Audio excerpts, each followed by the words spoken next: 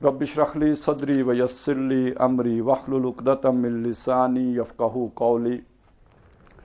अल्लाहुम्मा अल्हिमना रुश्दना व अइज़ना मिन शुरूरि अनफुसिना। अल्लाहुम्मा अरिनल हक़्क़ हक़्क़न वरज़ुक़ना इत्तिबाअहू व अरिनल बातिला बातिलन वरज़ुक़ना इज्तिनाबह। अल्लाहुम्मा वफ़्फ़िक़ना लिमा तुहिब्बु व तर्दा। आमीन या रब्बल आलमीन। सूरह तौबा के 5वें रुकू की ये आयत हैं जो मैंने आपके सामने तिलावत की हैं।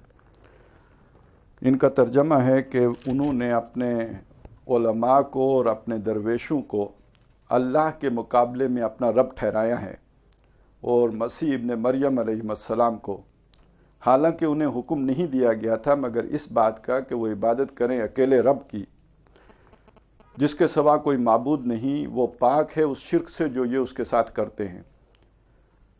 और वो चाहते हैं कि अल्लाह के नूर को अपने मुंह की फूंकों से बुझा दें, और अल्लाह इनकारी है सवाए इसके कि वो अपने नूर को पूरा करके छोड़ेगा, खा ये बात इन काफरों को कितनी ही नागवार क्यों न हो। उसी ने भेजा अपने रसूल सल्लल्लाहु अलैहि वसल्लम को अल हुदा और दीन हक देकर, ताकि वो उसे गालिब कर दे कुल निज़ाम ज़िंदगी पर, खा ये बात मुशरिकों को कितनी ही नापसंद क्यों न हो। और ए वो लोगों जो ईमान लाए हो, बेशक उलमा और दरवेशों की अक्सरियत लोगों के मालों को बातिल तरीके से हड़प कर जाती है और अल्लाह की राह से रोकते हैं। और जो लोग सोना और चांदी जमा करते हैं, ख़जाना करते हैं, और उसमें से अल्लाह की राह में ख़र्च नहीं करते, उनको दर्दनाक अज़ाब की बिशारत दे दीजिए। इन आयत में वो मशहूर आयत भी है जिसमें नबी अकरम सल्लल्लाहु अलैहि वसल्लम का मकसद बेसत बयान हुआ है। इसके अलावा दो और मकामात हैं कुरान मजीद के कि जहाँ पर इस आयत का ज़िक्र है, सूरह फतह के आखिर में और सूरह सफ़ के दरमियान में। लेकिन वहाँ पर आगे पीछे इस तरह ख़ास तौर पर उन दीनदार लोगों का ज़िक्र नहीं है कि जो उस मकसद के रास्ते की रुकावट बनते हैं जिसके लिए कि मोहम्मद रसूलुल्लाह सल्लल्लाहु अलैहि वसल्लम को भेजा गया है। अगरचे कि मुजमलन वहाँ भी ज़िक्र है कि कुछ लोग हैं कि जो सूरह सफ़ में ख़ास तौर पर कि अल्लाह के नूर को अपने मुंह की फूंकों से बुझाना चाहते हैं। और फिर ये कि हुवल्लज़ी अरसला रसूलहू बिलहुदा व दीनिल हक़्क़ लियुज़हिरहू अलद्दीन कुल्लिही के बाद वल्लाहु करिहल मुशरिकून, नापसंद करें मुशरिक। इसमें भी गोया इशारा है कि कुछ लोग रेजिस्ट करेंगे, उन्हें पसंद नहीं आएगा, ये उन्हें नापसंद होगा। लेकिन जो तफसील यहाँ पर आई है ख़ास तौर पर, अगर कुरान मजीद की तफसीर हम कुरान ही से करें तो बात ये खुलेगी कि जिनको वो सबसे ज़्यादा नागवार होगा सूरह तौबा की रोशनी में, वो ख़ुद मजहबी तबकात होंगे। चुनाचे इस आया मुबारका के अव्वल में भी और आखिर में भी उनका ज़िक्र किया गया, इसलिए कि ख़ुद जो बातिल निज़ाम होता है उनके साथ उनके फिर मुफादात वाबस्ता हो जाते हैं। बस कुरान मजीद के इस मकाम से के इतने से इशारे के बाद अब मैं अपने असल मौजू की तरफ आता हूँ, जो मेरे लिए यकीनन मुश्किल भी है, नाजुक भी है, हसास भी है, लेकिन ये कि बहुत अहमियत का हामिल भी है, इसीलिए उसे ज़ेर बहस लाए हैं। नहीं तो मुश्किल और हसास चीज़ों से आदमी जो है परहेज़ ही बेहतर होती है, और उसमें तनाज़ा और मुतनाज़े होने की कैफियत बहरहाल हर वक्त मौजूद रहती हैं। और जो चीज़ें बाहम ज़िद मुतज़ाद हों और उनकी एक कशाकश भी हो, उनको ज़ेर बहस लाना आ बैल मुझे मार के मुतरादिफ भी होता है। लेकिन ये कि बहरहाल उनकी अहमियत से इनकार नहीं किया जा सकता। लिहाजा इस नाजुक मसले पर जो है हमने गुफ्तगू करने के लिए इसका इंतखाब किया है, तालिबानाइजेशन या इस्लामाइजेशन। और इसमें एक लफ्ज़ अंडरस्टूड है पाकिस्तान के पस मंज़र में। असल में जो पेश नज़र बात है वो ये है कि पाकिस्तान की तालिबानाइजेशन होनी है या इस्लामाइजेशन होनी है, बना किस गर्ज़ के लिए था। लेकिन इसको समझने के लिए मैं चाहता हूँ कि चलें, हमने एक नाजुक मसला छेड़ना ही है तो क्यों ना तारीख़ के जरूके में जानकर उसे देखें और उसे अच्छी तरह हर दो का जेनेसिस मालूम करने की कोशिश करें, और उनकी जो अपनी अपनी हरकियात हैं, डायनेमिक्स हैं, उनको समझने की कोशिश करें। जहाँ तक मामला है हमारी तारीख़ का, तो जैसे कि इन आयात ने वाज़े किया कि मोहम्मद रसूलुल्लाह सल्लल्लाहु अलैहि वसल्लम अल्लाह का दीन लेके आए थे जिसे उन्हें पूरे निज़ाम ज़िंदगी पर गालिब करना था, और उन्होंने किया। बस तारीख़ी तौर पर यह जान लीजिए कि नबी अकरम सल्लल्लाहु अलैहि वसल्लम की जब बेइज्जत हुई है तो वो तमाम सवालात इंसान के सामने पैदा हो चुके थे जो आज के इंसान के सवालात हैं। یعنی نبی اکرم صلی اللہ علیہ وسلم سے تقریباً 1200 برس قبل کی شخصیت ہے سقراط، افلاطون، ارسطو. اور آپ کو معلوم ہے کہ آج بھی فلسفے کی سطح پر جو سوالات زیر بحث آتے ہیں وہ وہی ہیں کہ جن کو ایڈریس کرنے کی کوشش سقراط اور ارسطو اور افلاطون وغیرہ نے کی ہے. اپنے جب انسان نے یہ سوچنا شروع کر دیا تو گویا جسے ہم کہتے ہیں کہ اب ذہن کھل گئے ہیں، کچھ مسائل ہیں جو سامنے آ گئے ہیں. تو ان کے 600 سال بعد حضرت مسیح علیہ السلام ہے، اور حضرت مسیح علیہ السلام سے 600 سال بعد جو ہیں وہ محمد الرسول اللہ صلی اللہ علیہ وسلم ہیں. تو گویا نہ صرف وہ سوالات زیر بحث آ چکے تھے بلکہ ان کو چباتے ہوئے یا چیو کرتے ہوئے بھی نو انسانی کو اب 1200 برس ہونے کو آ گئے تھے. لہٰذا ہم کہہ سکتے ہیں کہ انٹلیکچوئل لیول پر جسے آج ہم ماڈرن ایج کہتے ہیں، جسے آج ہم کہتے ہیں دور جدید، تو دور جدید میں پیش آنے والے مسائل اس وقت کے انٹلیکچوئل لوگوں کے زیر بحث تھے، عام لوگوں کے زیر بحث نہیں تھے. عام لوگوں کو تو اس کی ہوا بھی نہیں تھی، لیکن جو سوچنے سمجھنے والے لوگ ہیں، جو دانا لوگ ہیں، جو دانشور لوگ ہیں، وہ بہرحال ان سوالات پر غور و فکر کر رہے ہیں. اور دوسری طرف یہ کہ جو تمدنی ارتقاء ہیں وہ اپنے کلائمیکس کو اس اعتبار سے پہنچ چکا کہ وہ انسان کے جس نے جنگل سے اپنے سفر کا آغاز کیا تھا اور ایک مرد اور عورت سے جس کے سفر کا آغاز ہوا تھا، وہ چلتے چلتے معاشرے سے ہوتا ہوا، خاندانوں سے آگے بڑھ کر معاشرے سے ہوتا ہوا، غاروں سے نکل کر تمدن کے اس مقام تک پہنچ چکا تھا کہ اب شہری ریاستوں سے بھی آگے بڑھ کر ایمپائرز کا دور تھا. نبی اکرم صلی اللہ علیہ وسلم کی جب بعثت ہوئی ہے تو اب صرف کوئی مصر کی مملکت نہیں ہے، یا کوئی بیبلونیا کا ایک بادشاہ نہیں ہے، یا یروشلم کی ایک چھوٹی سی سلطنت نہیں ہے، بلکہ رومن ایمپائر ہے دنیا میں موجود. اور اس کے ساتھ ساتھ ادھر آپ دیکھیں تو فارس، ایران کی بہت بڑی سلطنت ہے. تو سلطنتوں کے دور میں انسان داخل ہو چکا تھا. اب نبی اکرم صلی اللہ علیہ وسلم کی بعثت ہوئی ہے، اور یہاں پہ جب کہا گیا کہ وہ اس نظام حق کو زندگی کے ہر شعبے پر غالب کر دیں، تو پھر ظاہر ہے سلطنت کے پیش نظر بھی جن امور کو نپٹانا ہوتا ہے وہ زندگی ہی کے شعبہ جات ہوتے ہیں. وہ سیاسی امور ہوں، معاشی امور ہوں، سماجی معاملات ہوں، وہ سب زندگی ہی کے مختلف شعبے ہیں. تو محمد الرسول اللہ صلی اللہ علیہ وسلم اس سب کے لیے رہنمائی لے کر آئے تھے. لیکن چونکہ عام انسان ابھی اس لیول کا نہیں تھا، ایک خاص لوگ تھے، وہ سوچتے تھے، غور کرتے تھے، نظام وضع کرتے تھے، لیکن عام انسان بہرحال، اور خاص طور پر عرب تو جب نبی اکرم صلی اللہ علیہ وسلم کی بعثت ہوئی تو وہ بہت ہی اب بھی ازمنہ قدیم میں گویا زندہ تھے. وہ تو گویا سقراط سے بھی پہلے کے دور میں زندہ تھے. قبائلی کا نظام تھا، اور یہ کہ ان کو بس ایک ریموٹ ایریا کے رہنے والے تھے، اور اتنا ریموٹ ایریا کہ کوئی سلطنت بھی ان سے کوئی علاقہ نہیں رکھتی تھی. قریب کی سرزمین شام میں لڑائیاں ہوتی تھیں اس کو ہتھیانے کے لیے اور اس پر قبضہ کرنے کے لیے، لیکن یہ عرب وادی غیر ذی زرعین ایسا تھا کہ جس کی طرف نہ کبھی ایران نے مڑ کر دیکھا تھا اور نہ کبھی کیسر نے مڑ کر دیکھا تھا.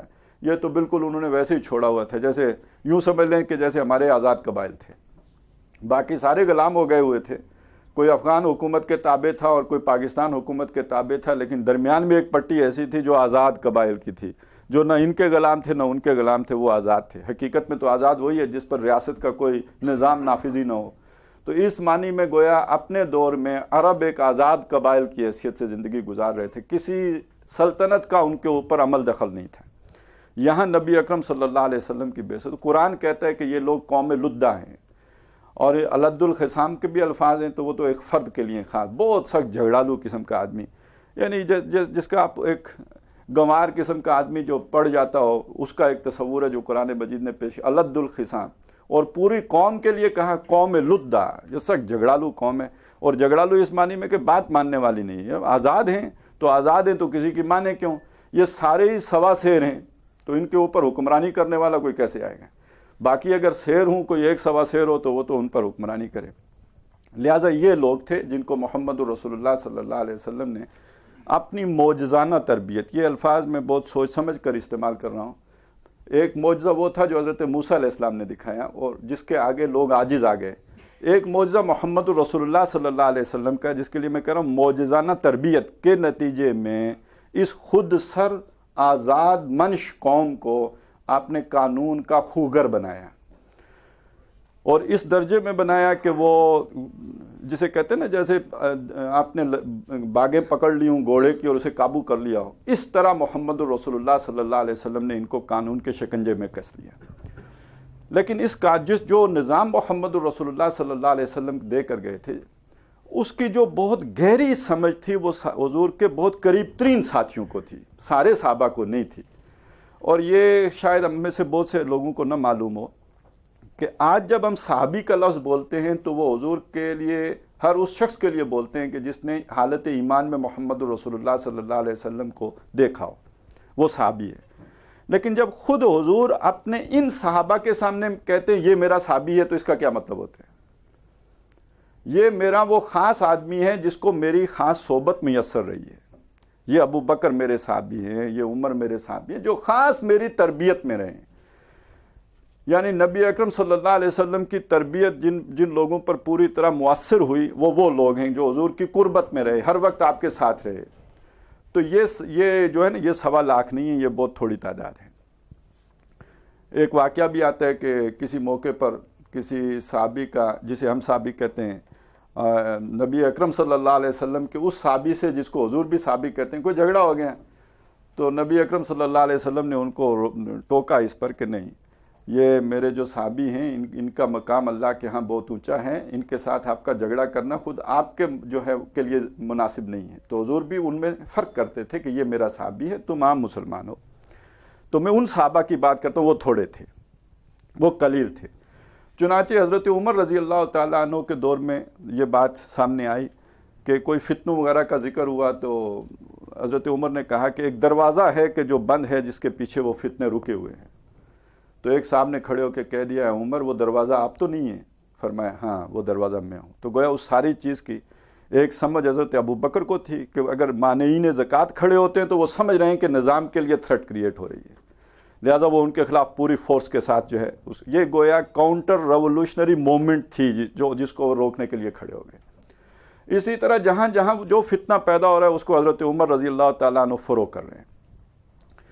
پھر اس کے بعد یہ نظریاتی جماعت کمزور ہوتی چلی گئی۔ نتیجہ بہرحال یہ نکلا کہ محمد الرسول اللہ صلی اللہ علیہ وسلم کا قائم کیا ہوا وہ نظام 30 سال کے بعد اپنی اصل حیثیت میں برقرار نہیں رہ سکا، بلکہ اس کے بعد جو اس کا جو ٹاپ لیول تھا، ہائیسٹ لیول تھا، جو اس کا یوں سمجھے جو ایسنس تھا، وہ سیاست کا، ظاہر ہے انسانی تمدن میں سب سے اونچا جو سسٹم ہوتا ہے وہ سیاسی نظام ہے، اسی کی چھتری تلے باقی سارے نظام آئے زندگی ہوتے ہیں، تو وہ اس کی جگہ، اس خلافت کی جگہ پہ لے لی ملوکیت نے۔ یہ اتنی بڑی حقیقت ہے، تاریخی طور پر بھی حقیقت ہے، اور خود نبی اکرم صلی اللہ علیہ وسلم کی احادیث کے حوالے سے بھی حقیقت ہے کہ آپ نے فرمایا تکون النبوۃ فیکم، اور اس کے بعد ثم تکون خلافۃ علی منہاج النبوۃ، اور پھر خلافۃ علی منہاج النبوۃ کے بعد ثم تکون ملکن عاضن، کاٹ کھانے والی بادشاہی ہوگی۔ تو یہ گویا خلافت کاٹ کھانے والی بادشاہی میں بدل گئی۔ لیکن یہ خلافت کا لفظ مسلمانوں میں اتنا کثیر الاستعمال تھا کہ وہ کاٹ کھانے والی بادشاہی کے لیے بھی خلافت ہی کا لفظ چلتا رہا۔ بس یہ فرق کر لیا گیا کہ وہ جسے ہم خلافت علی منہاج النبوۃ کہتے ہیں، جو حدیث میں جس کے لیے خلافت علی منہاج النبوۃ کے الفاظ آئے، اسے کہا گیا کہ وہ خلافت راشدہ ہے، اور اس کے بعد والی کو جس کو کہ حدیث میں ملکن عاضن کہا گیا تھا، اس کو کہا گیا یہ خلافت ہے۔ گویا وہ صرف اس کی صفت ہٹ گئی راشدہ والی، باقی چیز وہی رہی۔ پھر اس کے بعد ہمارا سفر اس اعتبار سے، یعنی اسلام کے نظام عدل کے اعتبار سے روبہ زوال شروع ہو گیا، یعنی بجائے اس کے کہ ہم عروج کی طرف جاتے اور جو زمانہ ترقی کر رہا ہے اس کے ساتھ قدم ملا کے چلتے اور اس عدل کو اس کے مساوی لے کے چلتے، ہم روبہ زوال ہوتے چلے گئے۔ اس اعتبار سے یہ نہیں کہ ویسے تو 400 سال ہماری سطوت، عظمت، شان، شوکت وہ برقرار رہی ہے، اس پر کوئی حرف نہیں آیا ہے، دنیا میں سپر پاورز تھے ہم، لیکن اب ہم لوگوں کے لیے ایک ہوتا ہے نا، جیسے مسیحا ہوتا ہے لوگوں کے دکھوں کا مداوع کرنے کے لیے، اور جیسے نبی اکرم صلی اللہ علیہ وسلم کی شان میں وہ گویا ایک ظالمانہ نظام لے کر چل رہے ہیں، یعنی اس کی جگہ پہ ایک امپیریلسٹ پاور بن گئے عرب۔ تو وہ گویا نظام پہلے عرب جو تھے ایک یوں سمجھ لیجئے کہ وہ ان کا ایک نظریاتی ایک معاملہ تھا، جو اب بدل گیا، جیسے دنیا میں طاقتور لوگوں کا طریقہ ہوتا ہے، ایک استبداد والا انداز وہ اختیار کر لیا گیا۔ پھر کیا ہوا کہ بہرحال تاریخ پہلے اب تو بہت تیز چلتی ہے، جیسے حضور نے فرمایا تھا آخری زمانے میں زمانہ جو ہے بہت قریب ہو جائے گا، اور فاصلے مٹ جائیں گے اور رفتار زمانے کی تیز ہو جائے گی. لیکن پہلے تاریخ کروٹ لیتی تھی. کسی سپر پاور کو ختم ہوتے ہوتے صدیاں لگ جاتی تھی. اب تو ایک رات سوتے ہیں، دوسری صبح اٹھتے ہیں تو معلوم ہوتا ہے کہ سوویت یونین ختم ہو گیا ہے، اب رشیا باقی رہ گیا ہے. اب تو معاملات بہت جلدی ہو جاتے ہیں، لیکن پہلے بڑا وقت لگتا تھا.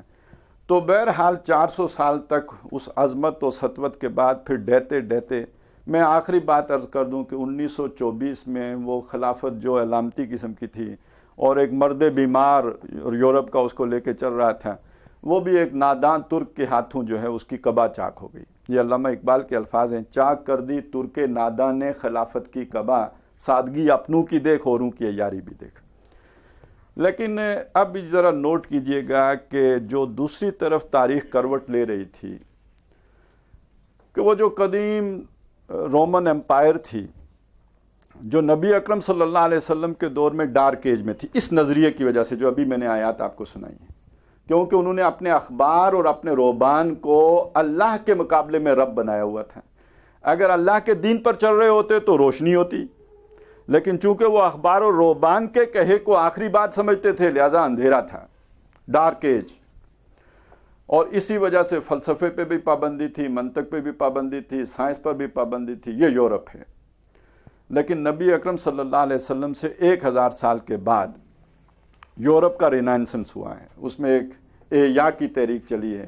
وہ ایک علیحدہ کہانی ہے کہ کیسے چلی ہے، وہ بھی اپنی جگہ حقیقت ہے کہ یہ بھی در حقیقت محمد الرسول اللہ صلی اللہ علیہ وسلم ہی کی دین تھی کہ وہ لوگ کہ جنہوں نے اسپین فتح کیا، وہاں پہ انہوں نے یونیورسٹیاں قائم کی، ان یونیورسٹیوں کے ذریعے سے یورپ تک وہ علم پہنچا جس کو مسلمان بھلا رہے تھے. وہ سوشل جسٹس کا، انصاف کا، عدل کا، اس کے ساتھ ساتھ سائنس کی طرف، یہ وہ چیزیں تھیں کہ جو مسلمانوں کے ذریعے سے جو یورپ تک پہنچیں. اور پھر اس کے نتیجے میں بہرحال یورپ، اور چونکہ دوسری طرف اخلاقی تعلیمات میں ہم خود کورے ہوتے جا رہے تھے، لہذا وہ ہم انہیں دے نہیں سکے. یہ والی چیز تو پہنچا لی ہم نے، لیکن دوسری چیز میں ہم خود لیک کر رہے تھے، وہ نہیں دے سکے. لہذا ان کی درندگی اعلیٰ حال ہی برقرار رہی، لیکن یہ اعلیٰ وہ جو حقوق اور رائٹس اور یہ وہ جو تصورات ہیں جو اسلام نے حضور کے ذریعے سے نوع انسانی کو دیے تھے، یہ یورپ پہنچ گئے. اور پھر یہ کہ علم کی اہمیت و فضیلت اور اس کی برتری، بہرحال اس کے نتیجے میں یورپ جاگا، ہم سوتے چلے گئے. اور پھر جب یورپ نے جاگا اور اس نے طاقت بھی حاصل کی، اور پھر جب وہ نکلے ہیں باہر تو سب سے پہلے جو ان کی ٹھوکر پر آئے وہ مسلمان ہی تھے، جس کے نتیجے میں 1924 میں ہماری خلافت کا جو معاملہ ہے وہ ختم کر دیا گیا. اچھا، ایک طرف میں چاہتا ہوں کہ ذرا آپ کے سامنے تصویر کا دوسرا رخ بھی آ جائے. مغرب کی جہاں تک یہ باتیں ہیں، یہ اپنی جگہ تو حقیقت ہے کہ انہوں نے اگر ترقی کی ہے تو محنت کی ہے، خلوص، اخلاص، سچائی، دیانت، ان چیزوں کو انہوں نے اپنا یوں سمجھے کہ اپنے ویلیو سٹرکچر میں اہمیت دی ہے تو تب ترقی کی، اس کے بغیر تو ہو نہیں سکتی تھی. اور حقوق کا تصور. لیکن دوسری قوموں کے ساتھ ان کا معاملہ ہمیشہ بڑا متعصبانہ رہا ہے.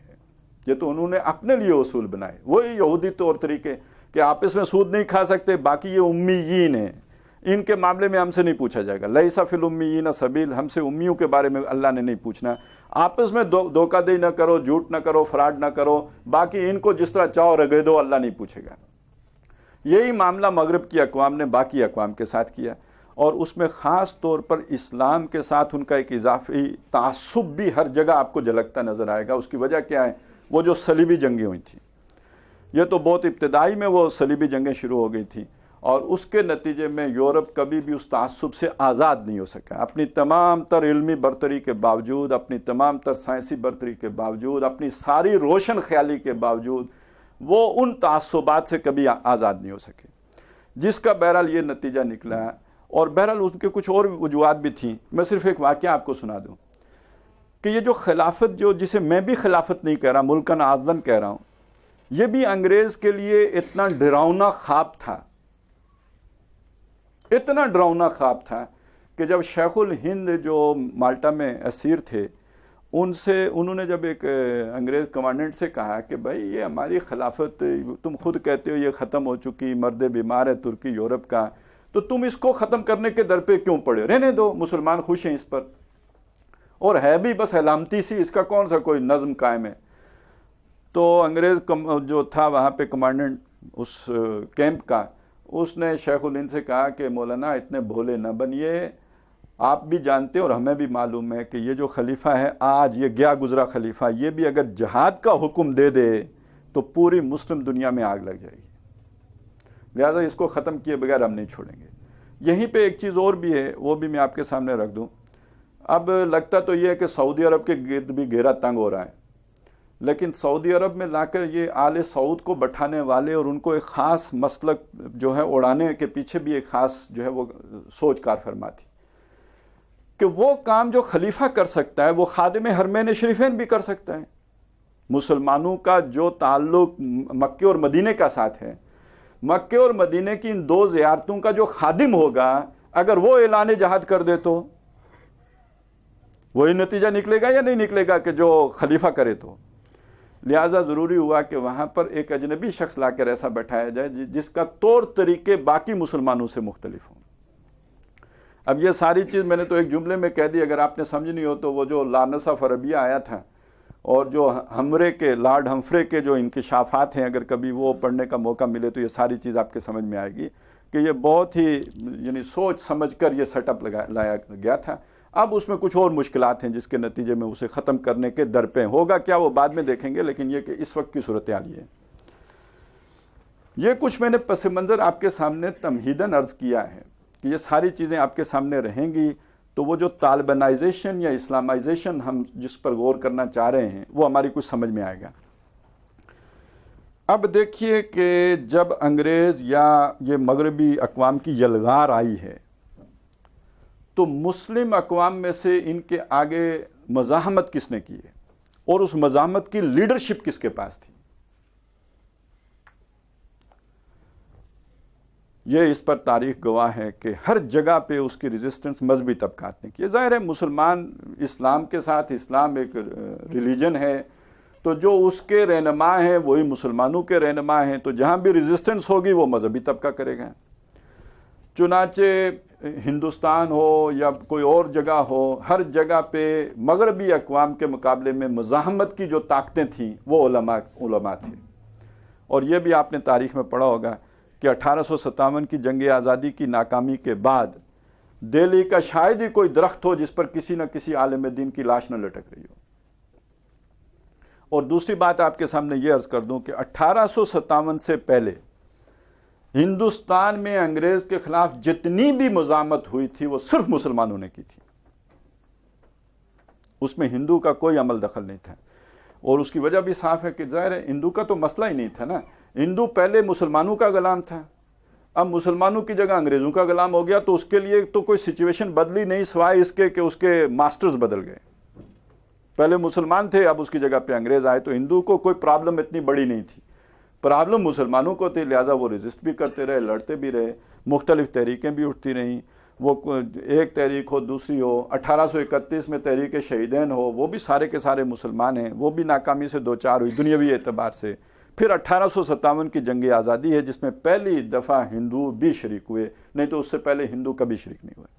لیکن 1857 کی جنگ آزادی جو بھی مقامی لوگ تھے، اب میں مسلمان نہیں کہہ رہا، مقامی لوگ کہہ رہا ہوں، ہندوستانی جو تھے وہ اپنا مقصد حاصل کرنے میں کامیاب نہیں ہوئے، بلکہ وہ بہت سے اعتبارات سے کاؤنٹر پروڈکٹیو ثابت ہوئی، اس اعتبار سے کہ اس سے پہلے بہرحال ایک علامتی بادشاہ تو دہلی میں موجود تھا، اب انگریز نے باقاعدہ اپنی قلمرو میں ہندوستان کو شامل کر لیا اور یہاں ملکہ برطانیہ کا آرڈر جو ہے وہ نافذ ہونا شروع ہو گیا۔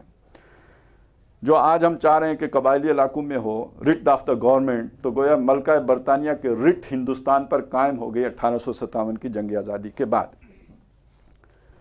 اب مسلمانوں کے بڑوں نے سر جوڑا ہے اور اس کے بعد گویا وہ اس نتیجے پہ پہنچے۔ اب بہت تلخ بات ہے جو شاید بہت سے حضرات کو پسند نہ آئے، لیکن حقیقت ہے کہ ہمارے ہاں ہندوستان میں ایک فتویٰ دیا تھا غلام احمد قادیانی نے کہ اب دین کے لیے قتال کرنا حرام ہے، نہیں کیا جا سکتا۔ لیکن آپ باقی پالیسیز دیکھ لیجئے، باقی کسی نے فتویٰ نہیں دیا کہ حرام ہے، لیکن عملاً سب نے وہ پالیسی اختیار کی کہ گویا فیزیبل نہیں ہے۔ بس اتنا سا فرق ہے، اس نے تو حرام ہونے کا فتویٰ دے دیا کیونکہ وہ تو نبی بن کے آیا تھا نا، جھوٹا ہی تھا، لیکن نبی تو یا تو حلال کہے گا یا حرام کہے گا، تو اس نے تو کہا حرام ہے۔ لیکن باقی جو بھی اب تحریکیں اٹھ رہی ہیں گویا وہ قتال کو فیزیبل نہیں سمجھ رہی ہیں۔ 1857 اور 1867 میں دارالعلوم دیوبند کی بنیاد رکھی جا رہی ہے، اور دارالعلوم دیوبند کی بنیاد رکھنے کے پیچھے سوچ کیا ہے؟ مولانا مناظر احسن گیلانی رحمۃ اللہ علیہ کی کتاب موجود ہے، التذکیر بسورۃ الکہف، اور سورۃ الکہف کے حوالے سے وہ کہتے ہیں کہ جیسے وہ اصحاب کہف نے بادشاہ کی یلغار سے بچنے کے لیے اپنے آپ کو غار میں جو ہے وہ محفوظ کر لیا تھا، یہ مدرسے اب ہماری غاریں ہیں۔ یعنی اعلان ہو رہا ہے کہ در حقیقت اب انگریز کا ہم مقابلہ میدان میں نہیں کر سکتے، ہم تو اب اپنے دین کو بچا سکتے ہیں غار میں گھس کر، کھڑے ہو کے مقابلہ کرنے کی گنجائش ہی نہیں ہے۔ فرق صرف اتنا ہے کہ یہ مدارس ہماری وہ غاریں ہیں، اور یہ بہرحال اپنی جگہ پہ حقیقت ہے کہ آپ پچھلی یہ جو 150 سال کی تاریخ اٹھا کے دیکھ لیں تو دین کی اگر کچھ حفاظت ممکن ہو سکی ہے تو انہی غاروں کے طفیل ہو سکی ہے۔ یہ سوچ سمجھ کر، یہ حادثہ نہیں ہے، سوچ سمجھ کر حکمت عملی بنائی گئی تھی۔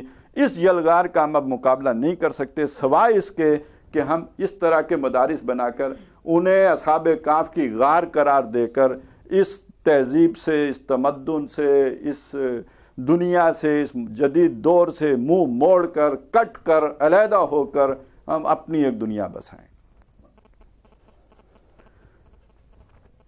اور 1876 میں علی گڑھ کی بنیاد پڑ رہی ہے۔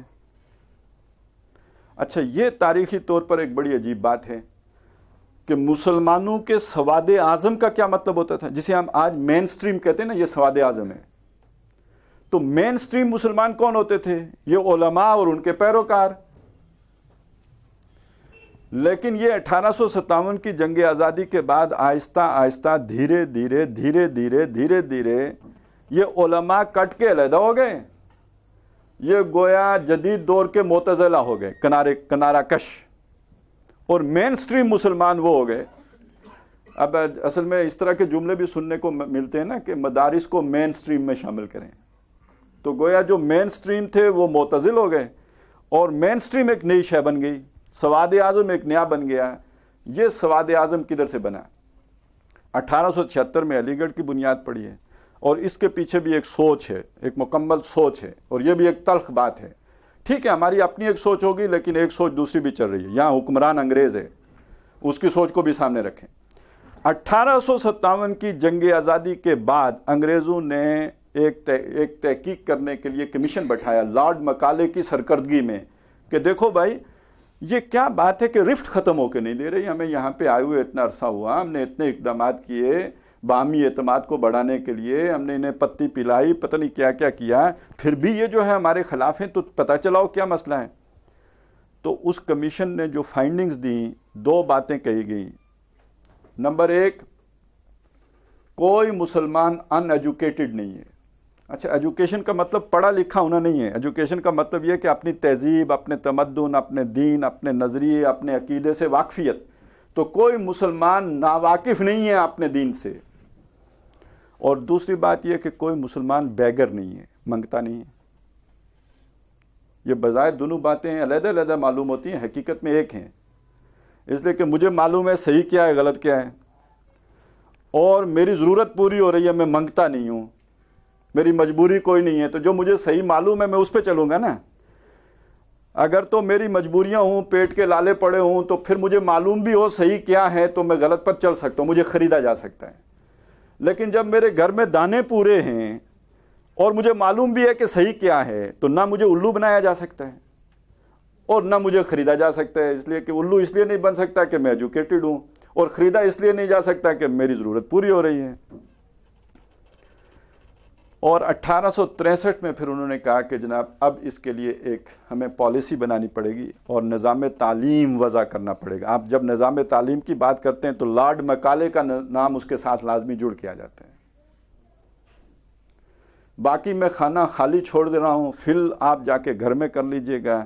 1876 میں علی گڑھ کی بنیاد پڑی ہے، اور پھر رفتہ رفتہ یہ ہوا ہے کہ 1893 ہے یا 92 91 کا دور ہے، کہ ایک لوگوں کا ایک گروہ لارڈ کرزن کے سامنے پیش کیا گیا اس حالت میں کہ ان لوگوں کو نہیں پتا کہ لارڈ کرزن ہمیں دیکھ رہے ہیں. ہمارے ہاں دلہن دیکھنے کا جو اسلامی طریقہ ہے نا اپنی منگیتر دیکھنے کا، وہ یہی ہے کہ اس کو جو مطلب دیکھنا کوئی چاہے تو دیکھ سکتا ہے، لیکن دکھانے کا طریقہ یہ ہے کہ لڑکی کو معلوم نہ ہو کہ کوئی دیکھ رہا ہے، بس ایک جھلک دیکھ لے، پسند آئی تو ٹھیک ہے، نہیں تو انکار کر دے گا، نہیں تو اس کے جذبات کو ٹھیس پہنچے گی، خواہ وہ مسائل کھڑے ہوں گے. تو وہ ایک طریقہ ہے. تو اسی طریقے سے ان کی ایک ڈیمونسٹریشن کروائی گئی لارڈ کرزن کے سامنے کہ ان کو نہیں پتا، یہ میز پہ بیٹھے ہیں، کھانے کھا رہے ہیں، سوٹڈ بوٹڈ ہیں، اور یہ کہ ہر اعتبار سے گورے ہیں سوائے اس کے کہ چمڑی کالی ہے، ہندوستانی چمڑی، اور اس ہندوستانی چمڑی کے اندر ایک مکمل مطلب گوری سوچ. تو لارڈ کرزن صاحب نے جب یہ مشاہدہ کیا تو بڑے حیرت زدہ ہو کہ ان کے منہ سے جو الفاظ نکلے ہیں وہ بھی تاریخ میں لکھے ہوئے موجود ہیں. او دے آر بیبونز. یہ موٹے سائز کا جو بندر بڑا اچھی نقل کر لیتا ہے، وہ اس نے کہا کہ یہ تو وہ بندر ہیں. کونو قردۃ خاسئین. اب پوری طرح جو ہے یہ ذلیل رسوا ہو کر ہمارے طور طریقوں پر آ گئے ہیں. یہ گویا اس طرح کی ایک سوچ کی عکاسی ان اشعار میں ہوئی ہے کہ ہم نے دیکھا ہے کہ فیشن میں الجھ کر اکثر تم نے اسلاف کی عزت کے کفن بیچ دیے، نئی تہذیب کی بیرو بہاروں کے عوض اپنی تہذیب کے شاداب چمن بیچ دیے. اچھا، اس کا جو جبر ہے اس کو بھی ذہن میں رکھیے. دیکھیں نا، جب تاریخ چلتی ہے تو وہ اپنے دھارے خود معین کرتی ہے اور اس کے پیچھے بہت سی فورسز ہوتی ہیں. اب ایک دور وہ ہے جب آپ کا ایک نظام قائم ہے، اس نظام کے ساتھ جو پورا بیوروکریسی کا سسٹم ہے وہ آپ کا ایجوکیشن سسٹم اس کو سپورٹ کر رہا ہے. آپ نے فارسی پڑھی ہے تو سرکار کی زبان فارسی ہے. آپ کہیں منشی لگ جائیں گے، کہیں قاضی، اور آپ نے دین پڑھا ہے تو کہیں قاضی لگ جائیں گے، کہیں آپ سے ماہرین کے طور پر فتویٰ لیا جائے گا تو آپ کھپ جائیں گے. لیکن اب جب نظام دوسرا آ گیا، فارسی کی جگہ انگریزی سرکاری زبان ہو گئی، تو اب پڑھو فارسی بیچو تیل. یہ اسی دور کا محاورہ ہے نا. پہلے بندہ جو فارسی پڑھ گیا اب اس کے واری نیاری ہو گئے، اب تو وہ کھائے گا پیے گا عیاشی کرے گا، سرکار کا نوکر ہوگا. لیکن جب نظام بدل گیا اب یہ ہے کہ فارسی پڑھے گا تو تیل بیچے گا، نوکری تو نہیں ملنی فارسی کی بنیاد پہ، وہ تو انگریزی پڑھے گا تو نوکری ملے گی. اور پہلے اگر اس نے کوئی دین کا علم حاصل کر لیا تھا، مفتی ہو گیا تھا یا قاضی بننے کے قابل ہو گیا، ٹھیک ہے، عدالت شرعی موجود ہے، وہاں جا کے فتوے دے گا، فیصلے کرے گا، جج لگ گیا ہے تو اور بڑی بلا بن گیا ہے. لیکن اب جب انگریز کا قانون آ گیا تو وہ پڑھا کرے فتویٰ، اور اگر کوئی مانگے گا بھی اس سے فتویٰ تو مفت، کیونکہ فتویٰ مانگنے تو اب غریب جائے گا اور اس کے پاس اس کو دینے کے پیسے تو نہیں ہے کہ جناب ہاں میری بیوی کو طلاق ہوئی ہے کہ نہیں ہوئی ہے، وہ کہے نہیں پہلے فیس نکالو، تو پھر کیا وہ بیچارہ وہ مہر پہلے دے یا فیس پہلے دے. تو یہ اب جب یہ دور آ گیا تو اس میں اگر آپ نے سروائیو کرنا ہے تو نیچرلی آپ اس طرف جائیں گے کہ جو آپ کی سروائیول کے لیے ضروری. بلکہ مجھے اس سروائیو کے لفظ سے ایک شعر یاد آ رہا ہے، پتہ نہیں صحیح پڑھ بھی سکوں گا یا نہیں. حفیظ جلندری کا شعر ہے، مجھے مسجد سے مکتب کی طرف تقدیر نے کھینچا، مجھے مسجد سے مکتب کی طرف تقدیر نے کھینچا، تنازع للبقا کی آہنی زنجیر نے کھینچا. تو یہ ایک حفیظ کی تاریخ نہیں ہے، یہ ہماری انٹیلیجنسیا کی تاریخ ہے کہ آپ اگر کچھ بن سکتے ہیں تو اب آپ مسجد میں رہ کے تو تنازع للبقا کی جنگ نہیں لڑ سکتے. آپ کو وہ جنگ لڑنے کے لیے مسجد سے نکل کر مکتب اصل میں اسکول اور کالج اور اس کے لیے استعمال ہوتا تھا، اب آپ کو ادھر جانا ہوگا. تنازع للبقا کی آہنی زنجیر نے کھینچا. اب یہ جو لوگ تیار ہوئے، یہی بعد میں پھر بابو بنا ہے، بہت یہ 1918-20 کے قریب جا کے وہی بیبونز بدل کے بابو ہو گیا. اور پھر وہ کتنا آئیڈیلائز ہوا، کتنا گلیمرائز ہوا. یعنی وہ ان پڑھ مائیں بھی اپنے ان پڑھ بیٹے جس کو پڑھانے کا کوئی انتظام نہیں تھا اس کو نام بھی بابو رکھ دیتی تھی. اور پھر بابو سنی گڈی والا جو ہوتا تھا، تو یہ سارا اصل میں اس کو اتنا یعنی ایک خوبصورت بنا کے پیش کیا گیا. دوسری طرف کیا ہوا کہ بہرحال وہ اجنبی ہوتے چلے گئے. جیسے میں نے کہا نا، وہ معتزلہ جو اصل مین سٹریم تھی وہ معتزلہ گویا ہو گئے، اس اصل رو سے کٹ کر ایک چھوٹی سی رو کے طور پر باقی رہ گئے، اور وہ جامد سے جامد ہوتے چلے گئے. وہ زمانے کے ساتھ ہم آہنگ کیا ہوتے، زمانہ ہی ان کے ہاتھ سے جو ہے وہ طوطے کی طرح اڑ گیا تھا اور وہ دیکھتے رہ گئے، اور یہ جا وہ جا. یہ وہ دور ہے کہ مسلمانوں کی ایک نئی لیڈرشپ پیدا ہوئی ہے، بالکل نئی لیڈرشپ. اور یہ دونوں دو انتہائیں ہیں. یہ بات آپ اپنے ذہن میں بالکل واضح طور پر کر لیں، یہ علی گڑھ اور یہ دیوبند، یہ دو انتہا، دونوں علم کے دھارے ہیں، لیکن دونوں جس طرح کی شخصیات پیدا کرتے ہیں بالکل اپوزٹ۔ ایک جو ہے مغرب کے رنگ میں رنگی ہوئی اور دوسرا وہ 1400 سال پرانے رنگ میں رنگی ہوئی۔ اس کے لیے ایک تعبیر اختیار کی گئی تھی آج سے کوئی 50-60 سال پہلے ڈاکٹر اسرار احمد رحمۃ اللہ علیہ کی طرف سے، کہ مرج البحرین یلتقیان، یہ دو ندیاں ہیں جو ساتھ ساتھ بہ رہی ہیں، بینہما برزخ، ان کے درمیان مگر ایک ایسی برزخ ہے، لا یبغیان، جو پاٹی نہیں جا سکتی۔ یہ دو دھارے ہمارے ہاں چل پڑے، اور ان میں بعد المشرقین ہے، ایک طرف کا دوسرا اس طرف کا۔ یہ تناظر ہے کہ جس میں تحریک پاکستان چلی ہے، اور تحریک پاکستان میں یہ بات بڑی عجیب ہے کہ یہ جو دیوبند کا دائرہ ہے، اس کی جو گاڑی شکل تھی، اور یہ جو علی گڑھ کا دائرہ ہے جو اس کے نتیجے میں ایک گاڑی پرسنالٹی تیار ہوتی، کریکٹر تیار ہوتا ہے، یہ دونوں ایک پیج پر تھے، کیونکہ اس علی گڑھی سوچ کی انتہا کیا ہے؟ Secularism, liberalism. تو آپ مسلمانوں کے اس وقت کے سارے لوگوں کو اٹھا کے دیکھ لیجئے، وہ کانگریس کے ساتھ بیٹھے نظر آئیں گے، اور اس طرف سے دیوبند کے اندر سے بھی آپ جو نیشنلسٹ سوچ کے حامل لوگ ہیں وہ آپ کو کانگریس کے ساتھ بیٹھے نظر آئیں گے۔ یہ مسلم لیگ کیا تھی؟ اصل میں اس کا یہ ایک درمیانی دھارا ہے جس نے دونوں لوگوں کو اپنے ساتھ جوڑنے کی کوشش کی ہے، اور یہ کیسے وجود میں آیا اب میں چاہتا ہوں وہ آپ کے سامنے رکھ دوں۔ دیکھیے، یہ 20ویں صدی کی شروعات ہے، اور آپ کو معلوم ہے کہ علامہ اقبال کو اگر ہم فکس کریں تو وہ کس دائرے میں کریں گے؟ ذرا ان کے بچپن کو سامنے رکھیں، جوانی کو، اور 40 سال سے پہلے والی عمر کو ذرا سامنے رکھیں تو وہ کدھر فٹ ہوں گے؟ علی گڑھ والی سائڈ پہ ہی ہوں گے نا۔ انہوں نے جو علم حاصل کیا وہ کون سا تھا؟ جدید فلسفے کا، اور یہ وہ ہر اعتبار سے ادھر فٹ ہوتے ہیں۔ لیکن یہ کہ ان کو بچپن میں کچھ تھوڑی سی چھوت لگ گئی تھی کہ مولوی صاحب نے ان کی تربیت کی تھی۔ آپ کو پتہ ہی ہوگا کہ ان کے والدین ایک صوفی والد جو تھے، انسان تھے، تو ابتدائی تعلیم ان کے ذریعے سے ایک جذباتی اسلام کے ساتھ تعلق بھی تھا، اور دوسری طرف یہ کہ اس طرف نکل کھڑے ہوئے، اور ہم میں سے اکثر و بیشتر کے ساتھ یہی ہوتے ہیں، چھوٹی عمر میں بھیج دیتے تھے مسجد، قاعدہ پڑھو، مولوی صاحب سے کلمے سیکھو، یہ کرو وہ کرو، ناظرہ قرآن پڑھو، اس کے بعد جاؤ آپ اس دریا میں جو ہے آگ و خون کے دریا میں کود جاؤ، اب ایمان کا بھی دھیلا کرو اور بیچو، اور وہ بات کی باتیں ہیں۔ لیکن اقبال کی خوش نصیبی یہ ہوئی کہ اس کا پالا جا کے کافروں سے پڑ گیا۔ ہمارا مسئلہ یہ ہوتا ہے کہ ہم مسلمانوں کے بیچ میں ہی ہوتے ہیں، مطمئن رہتے ہیں کہ ٹھیک ہے آخر یہ بھی تو مسلمان ہیں، نماز نہیں پڑھتا تو یہ محمد عرفان ہے جو نہیں پڑھ رہا ہے، اور یہ غلام مصطفیٰ ہے جو شراب پی رہا ہے، تو ہم مطمئن رہتے ہیں۔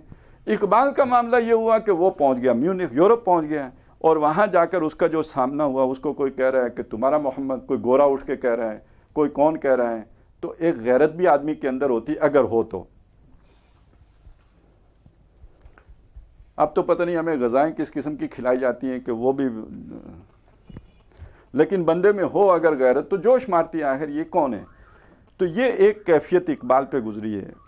وہ اس نے خود ذکر کیا ہے کہ میں اس آگ میں ڈالا گیا ہوں مثل خلیل، عذاب دانش حاضر سے آگاہ ہوں میں کہ میں اس آگ میں ڈالا گیا ہوں مثل خلیل۔ یہ جو جدید دور کی تعلیم ہے، اس کے نتیجے میں جو عذاب آتا ہے عقیدے کا، اور جو مصیبت آتی ہے، اس سے میں خوب واقف ہوں کہ میں اس آگ میں جیسے حضرت ابراہیم علیہ السلام کو پھینکا گیا تھا، اس طرح میں ڈالا گیا ہوں۔ لیکن اس کے نتیجے میں اس کے ساتھ جو ہوا وہ یہ کیا ہوا کہ نہ جہاں میں کہیں اما ملی، جو اما ملی تو کہاں ملی، میرے جرم خانہ خراب کو تیرے عفو بندہ نواز میں، وہ قرآن مجید کے ساتھ جڑ گئے۔ ظاہر ہے اب وہ مذہبی طبقات کے ساتھ نہیں، اللہ کی کتاب کے ساتھ جڑا ہے۔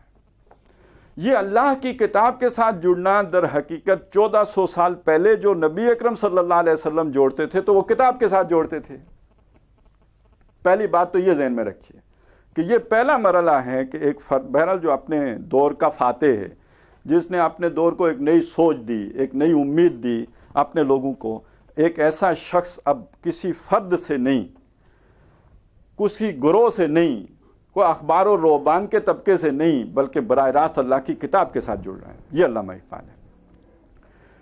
علامہ اقبال پر ایک دور وہ بھی آیا کہ جب وہ ہندوستانی سوچ اور ہندو نیشنلزم بھی ان پر غالب رہا ہے، لیکن پھر ایک وقت وہ آیا کہ وہ خالص امت مسلمہ اور اب یہ تصورات لے کے کھڑے ہوئے۔ دوسری طرف ایک اور حادثہ ہوا، بہرحال اللہ تعالیٰ تو اپنے دین کے لیے پلاننگ کرتا ہے، یریدون، جو وہ اگر ارادہ کرتے ہیں تو کیا اللہ تعالیٰ پلاننگ نہیں کرتا ہے؟ حادثہ کیا ہوا کہ کانگریس نے یہ اعلان کر دیا کہ جب ہمیں آزادی ملے گی تو ہم اپنی ساری جو ہندوستان کی جاگیریں ہیں ان کو قومیہ لیں گے، یعنی قومی ملکیت ہوں گی، افراد کے ہاتھوں میں نہیں رہیں، یعنی جاگیرداروں سے ہم واپس لے لیں گے۔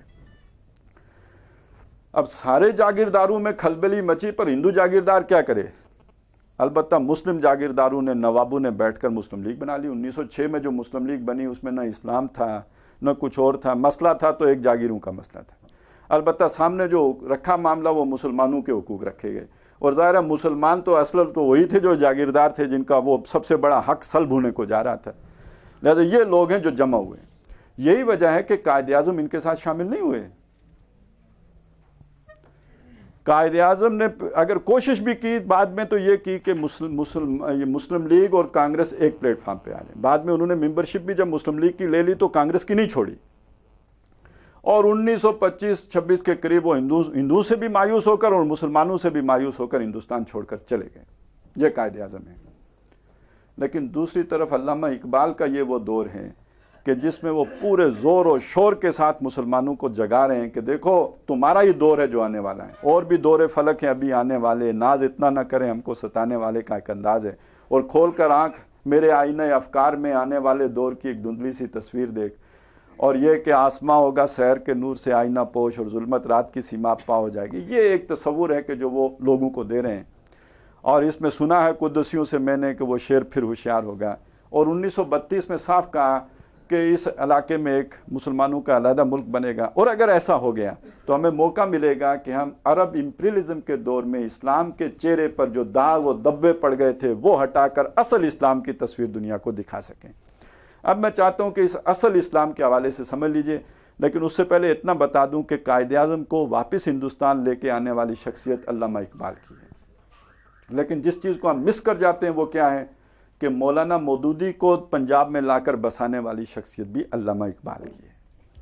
اس میں دو چیزیں چاہیے تھیں، ایک بڑی پرزور تحریک چاہیے تھی مسلمانوں کو وہ ملک آزاد کروانے کے لیے، وہ علامہ اقبال کی سوچ کے مطابق قائد اعظم اس کے لیے موزوں ترین انسان تھے، اور دوسرا ایک نظریاتی تربیت درکار تھی، ایک علمی تحریک کی ضرورت تھی تاکہ مسلمان اپنے اس بھولے ہوئے ماضی کے ساتھ اصل اسلام کے ساتھ جڑ جائیں، جس کو وہ کہتے تھے اگر ایسا ہو گیا تو ہمیں موقع مل جائے گا کہ اصل اسلام کی تصویر دنیا کو دکھا سکیں۔ گویا وہ یہ کہنا چاہتے ہیں کہ جو ہم نے عربوں کی زیر قیادت اور پھر ترکوں کی زیر قیادت دنیا کو اسلام کی تصویر دکھائی وہ اصل نہیں تھی، اصل اسلام کی تصویر، اور اس کے لیے وہ مناسب سمجھتے تھے کہ ہم مولانا مودودی جو اگر پنجاب میں آ کر یہ کام کریں گے تو وہ اصل تصویر پہلے مسلمانوں کے ذہنوں میں اثر نو راسخ ہوگی، اور پھر ہم پوری دنیا کو دکھانے کے قابل ہوں گے۔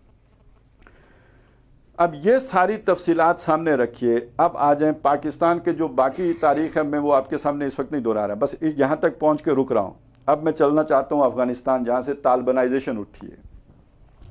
سب سے پہلے اس طالبانائزیشن کا آپ جینیسس معلوم کیجیے، یہ میں نے آپ کو اسلامائزیشن کا تو ایک آپ کے سامنے رکھ دیا ہے، طالبانائزیشن کی حقیقت کیا ہے کچھ چیزیں میں بیان کر چکا ہوں۔ ہمارے علماء جا کے مدارس میں بیٹھ چکے تھے اور اس معاملے سے وہ لا تعلق ہو چکے، دنیا اس سوچ کی جو خالص جماعت بعد میں حرکت کی صورت میں سامنے آئی ہے وہ تبلیغی جماعت ہے، جن کی بلا سے دنیا طے ہوتی ہے کہ بالا ہوتی ہے، کون جیتا ہے کون مرتا ہے ان کے اس سے کوئی بحث نہیں ہے، مسلمانوں کے ساتھ کیا ہوتا ہے کیا نہیں ہوتا کوئی پرواہ نہیں ہے، کہاں کس کی حکومت ہے کوئی فکر نہیں ہے۔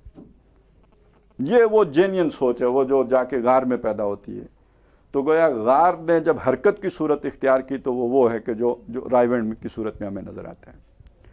لیکن اس کے بعد یہ جو چونکہ یہ دو روحیں جو بہ رہی تھیں، ان کے درمیان یہ شخصیات جو کھڑی ہو گئی، علامہ اقبال، مولانا مودودی، ابوالکلام آزاد، یہ درمیان کی شخصیات ہیں جو نہ پوری طرح علی گڑھی ہیں نہ پوری طرح دیوبندی ہیں، بلکہ یہ دونوں ان کو یعنی ایک برج کرنے کی کوشش کر رہے ہیں، جن کی دینی سوچ بھی ہے، اور لیکن وہ دینی سوچ وہ والی ہے کہ جو دور صحابہ کی تھی، اور اس کے ساتھ ساتھ یہ ہے کہ جن کے اندر ایک جدید اور ماڈرنسٹ جو ہے اپروچ بھی ہے یہ شخصیات.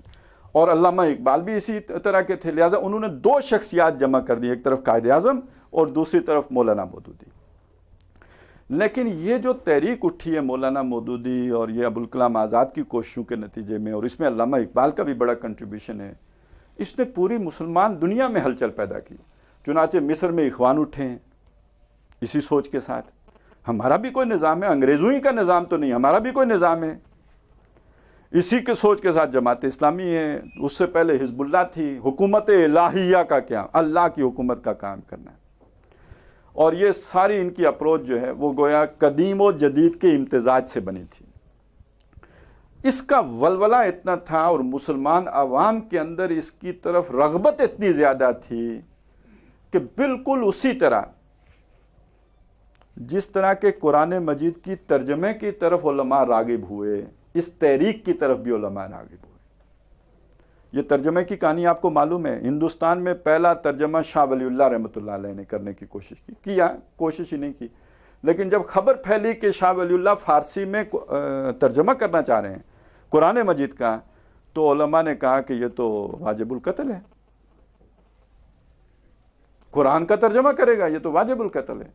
اور بعض لوگ قتل کرنے کے لیے پہنچ بھی گئے، وہ اللہ کی طرف سے کوئی ایسا انتظام ہوا کہ وہ قتل کر نہیں سکے، وگرنہ کہ ترجمہ نہیں کر سکتے تھے، وہ قتل کر دیے جاتے. اور کچھ حضرات کی رائے تو یہ ہے کہ ان کی یہ رگیں جو ہیں یہ کاٹ بھی دی گئیں ہاتھ کی، تاکہ وہ لکھ نہ سکیں. یعنی ترجمہ کرنا ہی اتنا مشکل تھا. بہرحال انہوں نے کر لیا. پھر ان کے بیٹوں نے کیا، شاہ عبد القادر نے کیا، شاہ عبد العزیز نے کیا، شاہ رفیع الدین نے کیا. لیکن اس کے بعد پھر اور لوگ بھی کرنے لگ پڑے، اور اس لیے کرنے لگ پڑے کہ جب ایک مسلک کا کرتا ہے تو دوسرے کو بھی تو مقابلے میں آ کے کرنا پڑتا ہے. میں اپنی دکان پہ ایک سامان لے آؤں تو مارکیٹ میں جس نے ایگزسٹ کرنا ہے اس کو بھی تو لانا پڑے گا. تو یہ پھر ایک بہار آ گئی، پھر ترجمے بہت ہونے لگے. اسی طرح سمجھ لیجئے کہ ان چیزوں سے جن سے علماء کٹ چکے تھے، اس حد تک کٹ چکے تھے کہ جب مسلم لیگ والوں نے یہ باتیں کی کہ انگریز کے خلاف ہم نے جدوجہد کرنی ہے اور یہ وہ کرنا ہے، تو ایک بہت بڑے عالم دین نے یہ کہا کہ دیکھیں ہمیں انگریز سے چھیڑ چھاڑ نہیں کرنی چاہیے، اس لیے کہ انگریز نے یہاں ہمیں نماز روزے کی اجازت دی ہوئی ہے. جس پر علامہ اقبال نے وہ مشہور بات کہی تھی کہ ملا کو جو ہند میں ہے سجدے کی اجازت ناداں یہ سمجھتا ہے کہ اسلام ہے آزاد. تو اس حد تک سوچ گر چکی تھی. اب آپ دیکھیے کہ ایک طرف یہ جو افغانستان ہے یہ وہ علاقہ ہے جہاں پر سید احمد شہید گزرے تھے جس علاقے سے، تحریک شہیدین والے، اور دوسری طرف ان کے ساتھ جو لوگ آ کے جڑے ہیں وہ کون ہیں. یہ بہت اہم بات ہے. لیکن میں پہلے چاہتا ہوں کہ ذرا تھوڑا سا طالبان کا تعارف آپ کو کرا دوں کہ یہ نکلے کدھر سے، آئے کہاں سے، ٹپکے کدھر سے. 1979 سے کچھ عرصہ پہلے، اب چلیں یہ بھی بات آپ کو بتا دوں، بہت سے مغالطے ہیں، امید ہے کہ شاید اس سے میڈیا یہ چیزیں نہیں بیان کرے گا، وہ تو اپنی ایک طرف کی تصویر بیان کرتے ہیں. پاکستان کے لیے افغانستان ہمیشہ ایک کانٹا رہا ہے، یہ ہمیشہ تنگ کرتا رہا ہے، اور ہندوستان ہمارے پچھواڑے سے افغانیوں کے ذریعے سے ہماری چونڈی لیتا رہا ہے، چٹکی بڑھتا رہا ہے. یہ کام جو ہے نا وہ کرواتے رہے. یہ سردار داؤد کا دور ہے. ادھر ایک جینیس تھا، بہرحال مانتے ہیں دنیا ایول جینیس ہی کہتے ہیں، لیکن یہ کہ جینیس تو تھے ذوالفقار علی بھٹو. اس نے کہا کہ چلو میں ان کا انتظام کرتا ہوں. یہ قاضی حسین احمد صاحب ہو تو گئے ہیں، اللہ تعالیٰ ان کی مغفرت فرمائے. جب وہ جماعت اسلامی کے امیر منتخب ہوئے تھے تو خرم مراد صاحب نے ایک کتاب لکھی تھی انقلابی قیادت، اور اس میں یہ باتیں لکھی ہوئی موجود ہیں. وہ اب پتہ نہیں ملتی نہیں ہوگی، میرے پاس ہے. انقلابی قیادت کے نام سے خرم مراد صاحب کی کتاب تھی، جس میں انہوں نے لکھا کہ یہ بھٹو صاحب نے قاضی صاحب کو بھیجا کہ آپ جا کر یہ اسلامی موومنٹ لانچ کریں افغانستان میں. اور قاضی صاحب نے جا کے یونیورسٹی میں یہ جو حکمت یار ہیں اور احمد شاہ مسعود ہوتے تھے اور پروفیسر برہان الدین ربانی ہیں، ان لوگوں سے رابطے کر کے آہستہ آہستہ یہاں پہ کام کا آغاز کیا، جو چلتے چلتے بہت جلد بھڑک اٹھا، اس لیے کہ وہاں ایک دینی جذبات تو تھے، مذہبی جذبات تو تھے، اور ان کو جب ادھر موڑا گیا تو بڑی جلدی مڑ گئے. چنانچہ سردار داؤد اور پھر یہ کرتے کرتے ان کے لیے اپنی حکومتیں بچانا، یہ سارے پرو رشین تھے، لہٰذا ان کو جب تحفظ کی ضرورت پڑی تو رشیا نے اپنی فوجیں داخل کر دی. 1979 میں جب رشیا اپنی فوجیں لے کر آ گیا تو اب جتنے بھی افغانستان کے علماء تھے انہوں نے بھی فتویٰ دے دیا کہ یہ ان کے خلاف جہاد فرض ہو گیا ہے.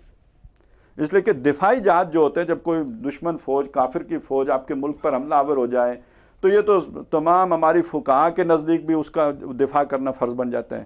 لہٰذا اب متفق کا فیصلہ آ گیا. اچھا، یہ بات بالکل غلط ہے کہ پہلے دن سے یہ امریکی جنگ تھی، ہرگز نہیں. انیشیٹو جیسے میں نے آپ کو بتایا بھٹو صاحب نے لیا، کوئی امریکہ اس میں شامل نہیں ہے. بڑھتے بڑھتے جب اس نے آگ لگا دی تو روس آ گیا تو پاکستان بھی بھونج کا رہ گیا. روس اس وقت جو شے تھی آپ کو پتہ ہے. اور دوسری طرف یہ کہ امریکہ نے تو سوچا بھی نہیں تھا کہ روس کو یہ افغانی روک لیں گے. اور ادھر لگ گیا مارشل لا. تو امریکہ اسی طرح ناراض تھا جیسے کہ پرویز مشرف کے مارشل لا سے ابتدا میں کلنٹن صاحب ناراض تھے. ہاتھ بھی نہیں ملایا تھا جب انڈیا کے دورے پر آئے تھے تو ناراض ہی واپس چلے گئے تھے. تو امریکہ نے ہماری امداد بھی بند کی ہوئی تھی.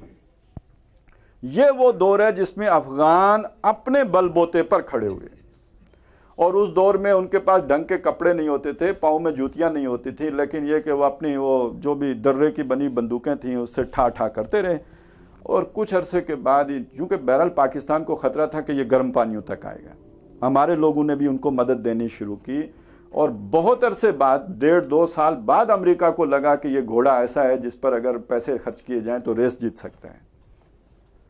چنانچہ اب وہ جو کارٹر صاحب تھے، اس کے بعد ریگن آیا تھا نا، تو اس نے ہمیں کوئی $40,000 کی امداد کی پیشکش کی. اور ضیاء الحق نے اس کو کہا کہ یہ مونگ پھلی ہمیں نہیں چاہیے. اسے معلوم تھا کہ یہ ابھی تو بھاؤ زیادہ لگ سکتا ہے. پھر اس کے بعد اصل میں امریکہ آیا اور اس نے پھر پوری طرح پیسے بھی لگائے. ہمارے جرنیل بھی دنیا کے امیر ترین لوگ بنے اور کئی ایک جہاد انڈسٹری وجود میں آئی. لیکن اس میں آپ افغانیوں کو کیوں دوش دیتے ہیں؟ وہ تو اپنی جنگ خود کھڑے ہوئے تھے اور لڑے تھے، اور اس کے بعد امریکہ نے بھی اپنے پیسے لگائے تھے اور فائدہ افغانوں نے نہیں اٹھایا تھا، فائدہ تو ہمارے جرنیلوں نے اٹھایا تھا. اور یہ صرف جرنیلوں نے نہیں، ہمارے مولویوں نے بھی اٹھایا تھا. ہم خود ایسے کئی لوگوں سے واقف ہیں جن کے گھر دانے نہیں تھے، لیکن وہ تو بہت بڑی بڑی ڈبل کیبن گاڑیوں میں اس کے بعد گھومتے تھے. اب ان کی جائیدادیں ہیں پنڈی اسلام آباد میں، لیکن تھے کچھ بھی نہیں، ککھ نہیں تھے، لکھ ہو گئے. تو یہ سارا جہاد افغانستان کی برکات تھی. یہ آپ کو معلوم ہے کہ 1989 میں وہ رشیا چلا گیا. ادھر ISI نے ایک کام کیا تھا. پہلے تو ان کو ہوشیار کیا تھا، اس کے بعد انہیں، اور یہ جنرل حمید گل صاحب اس وقت ISI کے DG تھے، اس کے بعد خطرہ یہ محسوس ہوا کہ یہ جو جن بوتل سے نکل آیا ہے، یہ اگر کنٹرول نہ کیا گیا تو یہ تو اس وقت گویا انہوں نے سوچا ہوگا، ہم تو بہت بعد میں میڈیا میں دیکھتے ہیں کہ یہ تو پاکستان کو بھی جہادستان بنا کے چھوڑیں گے، کیا کیا جائے. لہذا جو پیسے آتے تھے کسی ایک آدمی کو نہ دیے جائیں،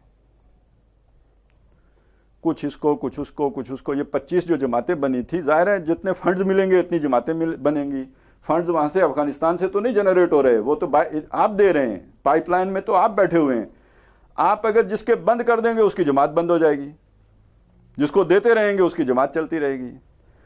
لہذا یہ اتنے جہادی لیڈر جنہوں نے خانہ کعبہ میں بیٹھ کر عبد الرب رسول سیاف کے ہاتھ پر بیعت کی تھی، امیر بنایا تھا، فنڈز نے آ کے توڑ دیا. تو یہ ڈیوائیڈ اینڈ رول والی پالیسی نہ امریکہ کی تھی نہ کسی اور کی تھی، یہ اپنی تھی، ہماری تھی، ہماری فوج کی تھی، ہماری ISI کی تھی، تاکہ یہ کہیں ہمارے ہاتھ سے نہ نکل جائے، ہمارے قابو میں رہیں. بہت سے لوگ ہوں گے، بہت سو کو چندہ دیتے، ایک کے ذریعے سے دوسرے کو برابر کرتے رہیں گے. اب جب روس چلا گیا اور بیچ میں جنیجو صاحب نے تھوڑا سا گند کر دیا جس کے نتیجے میں ان کی حکومت بھی چلی گئی، تو اس کے بعد معاملہ یہ ہوا کہ یہ آپس میں جن لڑ پڑے. یہ سارے آتش مزاج جن تھے جن کے اوپر کسی کا کوئی کنٹرول نہیں تھا. امریکہ روس بیچ سے نکل گیا، یہ آپس میں لڑے، اور جو قتل و غارت گری افغانستان میں ان کی لڑائی کے نتیجے میں ہوئی ہے وہ روس کی موجودگی میں نہیں ہوئی تھی. جو کابل کی تباہی ہوئی ہے وہ تو سب ان کے دور میں ہوئی ہے. ایک آتا تھا تو ٹینکوں سے روند کے چلا جاتا، دوسرا آتا تو ان کو روند کے چلا جاتا، تباہ و برباد کر دیا. یہ 1989 سے لے کے 1994 تک کے حالات ہیں. اور حالات یہ ہو گئے کہ ہر 5 میل کے بعد ایک نیا کمانڈر، اس کا اپنا بیریئر. جو گاڑی نکلی ہے کابل سے تو جلال آباد تک آتے ہوئے 15 چیک پوسٹیں ہیں جس پر اس نے وہ گنڈا ٹیکس دینا ہے، وہ جادی ٹیکس کہیں، گنڈا ٹیکس کہیں، بھتہ کہیں، جو بھی کہیں، بیریئر لگے ہوئے ہیں وہ دینے ہیں۔ اسی طرح اگر ادھر کندھار سے چلا ہے تو کوئٹہ آنا ہے تو راستے میں 20 جگہوں پہ ادھر دینا ہے۔ لوگ تنگ آ گئے، اور اس تنگ آنے کا نتیجہ کیا نکلا ہے؟ پہلی بات، جو لوگ کھاتے پیتے تھے، آسودہ حال تھے، پیسے والے تھے، وہ تو روس کے آتے ہی بھاگ گئے۔ کوئی پاکستان آ گیا، کوئی دبئی چلا گیا، کوئی جرمنی چلا گیا۔ یہ احمد کرزئی صاحب کہاں تھے؟ ان کا کاروبار کہاں تھا؟ ظاہر شاہ کہاں تھا؟ یہ جو بڑے بڑے لوگ تھے یہ کھسک گئے۔ جیسے ہمارے لوگوں نے بھی پیسے باہر ہی رکھے ہوئے ہیں نا کہ کل کے لیے محفوظ جگہ رہیں، اسی طرح جو باہر جا سکتے تھے وہ بھاگ گئے۔ اس کے بعد جب یہ آپس کی لڑائیاں شروع ہوئیں تو جو کوئی پروفیشنل تھا، ڈاکٹر تھا، انجینئر تھا، بیوروکریٹ تھا، ٹیکنوکریٹ تھا، وہ سب بھاگ گئے۔ میں کہنا یہ چاہتا ہوں کہ سوسائٹی کی ڈسٹریکشن ہو گئی، معاشرہ تباہ ہو گیا۔ جب کسی معاشرے سے یہ آپ کی کریم اوپر سے ہٹ جائے، گویا آپ کے تن سے سر جدا ہو جائے، پیچھے کیا رہ گیا؟ تو وہ ایک محاورہ ہے نا کہ وہ اندھو میں کانا راجا ہوتے ہیں۔ یہ ہے پس منظر جس میں طالبان طلوع ہوئے ہیں۔ یہ تھے کون؟ طالبان، طالب علم تھے۔ اوپر سے رہنما سارے بھاگ گئے، یہ نیچے والے اٹھے، اور کرتے کرتے کسی طریقے سے انہوں نے ایک دو کام ایسے کیے، کچھ ایک محلے میں امن ہو گیا، ایک گاؤں میں امن ہو گیا، 4 گاؤں میں امن ہو گیا۔ ادھر ہماری ISI کی بھی کوئی ضرورت تھی اور کوئی ضرورت امریکہ کی بھی تھی۔ افغانستان میں اب امن قائم کرنے کی ضرورت امریکہ کی بھی تھی، اور وہ کیا تھی؟ افغانستان کے وسائل تھے۔ امریکہ نہیں چاہتا تھا کہ وہ اپنی فورسز یہاں پہ ڈپلائی کرے، وہ نہیں چاہتا تھا کہ یہاں آ کے ان پتھروں کے ساتھ جو ہے سر ٹکرائے، وہ چاہتا تھا سعودی عرب میں شریعت بھی نافذ ہے، سر بھی قلم ہوتا ہے، بادشاہ سلامت مسلمان بیٹھے ہوئے ہیں، تیل کے کنویں میرے ہیں۔ تو اسی طرح کا کوئی انتظام اگر افغانستان میں بھی ہو جاتا ہے، مولوی صاحب آ کے بیٹھ جائیں، شریعت نافذ کر دیں، کوڑے لگائیں، برقعے پہنائیں، امریکہ کو کوئی تکلیف ہے اگر آپ معدنیات اس کو دینے کے لیے تیار ہیں۔ تکلیف وہاں سے شروع ہوئی کہ جب ان مولویوں نے جب پورے افغانستان پر قابض ہو گئے، اور اس میں کوئی شبہ نہیں اس میں ISI کا بھی ہاتھ تھا، اور اس میں امریکہ کا ڈالر بھی انوالو تھا، امریکہ کا مقصد وہ تھا۔ لیکن جب اب انہوں نے کہا کہ آپ ہمیں جناب ایکسس دیجئے، تو میں کہا نہیں، وہ عرب اور ہوتے ہیں، یہ تو افغان روایات کچھ اور ہوتی ہیں۔ مسئلہ روایات کا ہے، بات جہاں سے بگڑی ہے وہ روایات کی بات ہے۔ مجھے بھی جانے کا اتفاق ہوا تھا، اس وقت ڈیورنڈ لائن کا کوئی جھگڑا تھا، یہ 99 سال کا پٹا تھا نا جو مسٹر ڈیورنڈ نے افغانوں کے ساتھ طے کیا، وہ 99 سال پورے ہو گئے۔ ہم یہ چاہتے تھے کہ فرینڈ گورنمنٹ، یعنی فرینڈلی گورنمنٹ ہے یہ طالبان کی، تو یہ اس کی تجدید کر دیں، اگلے 99 سال کے لیے تجدید کر دیں۔ پاکستان یہ چاہتا تھا، تو یعنی طالبان سے زیادہ تو پاکستان کے قریب کوئی بھی حکومت نہیں رہی نا افغانیوں کی۔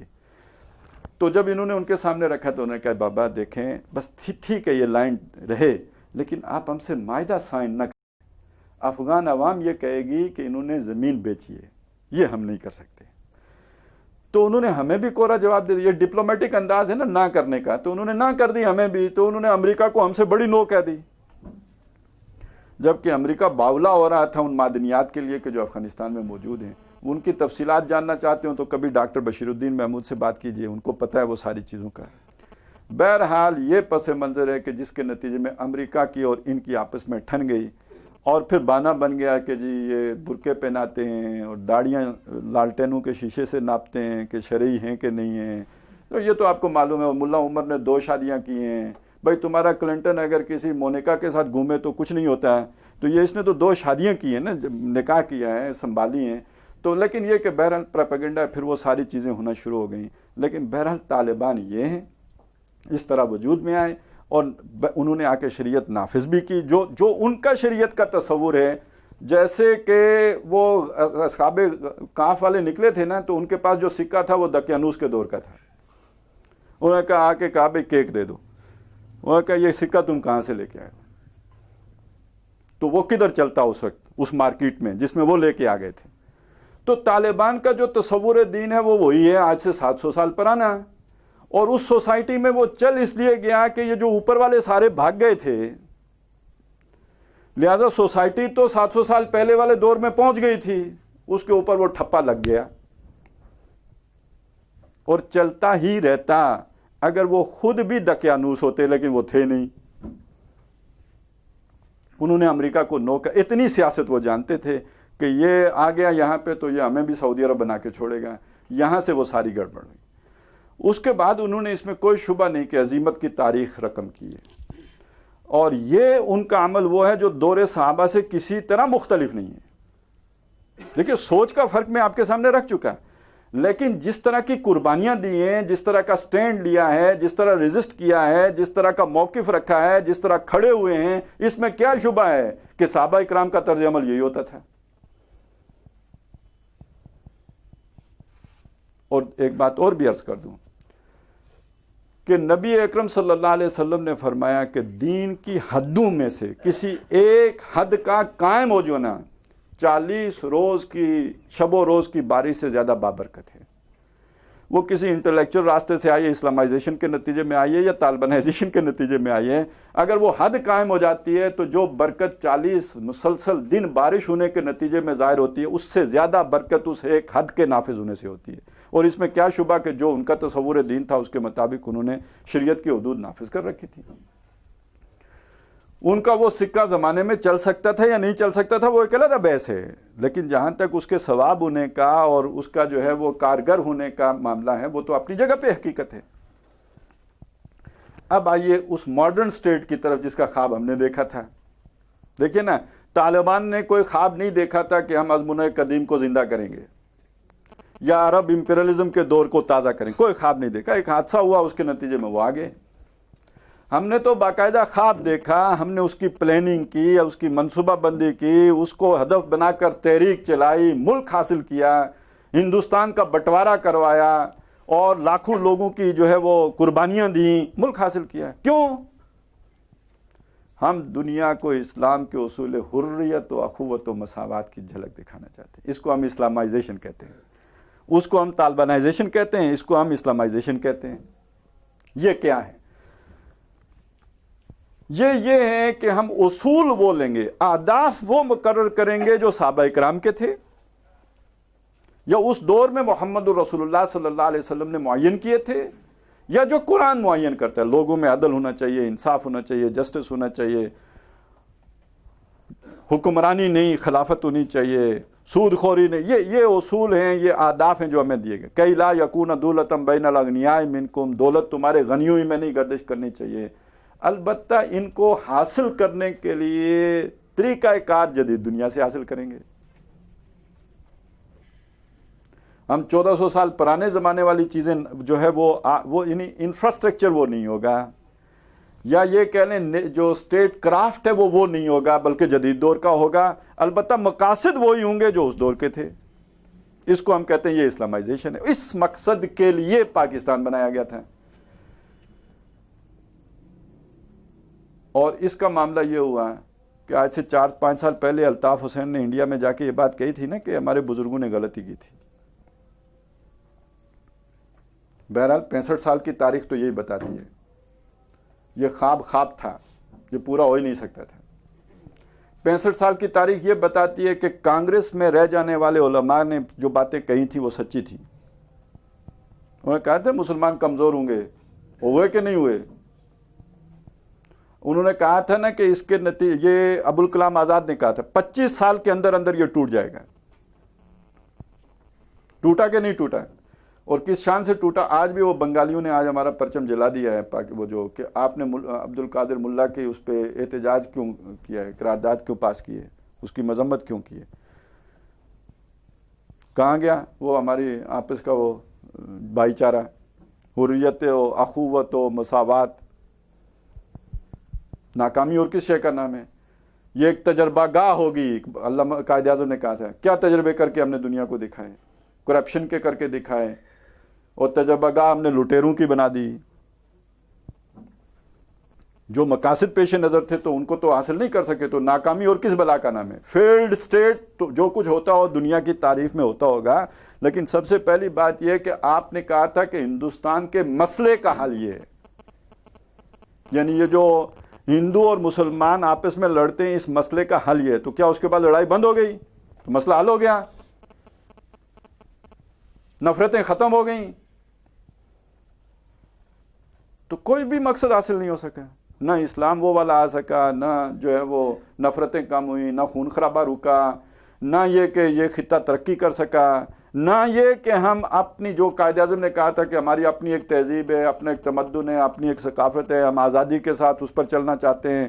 اب یہاں پہ جو ہے نا میراتھن ریسز ہم سے کروائی جا رہی ہیں اور وہ جبرن نافذ کی جا رہی ہیں، اور صدر پاکستان کہتا ہے کہ جناب جو نہیں دیکھ سکتا وہ آنکھیں میچ لے.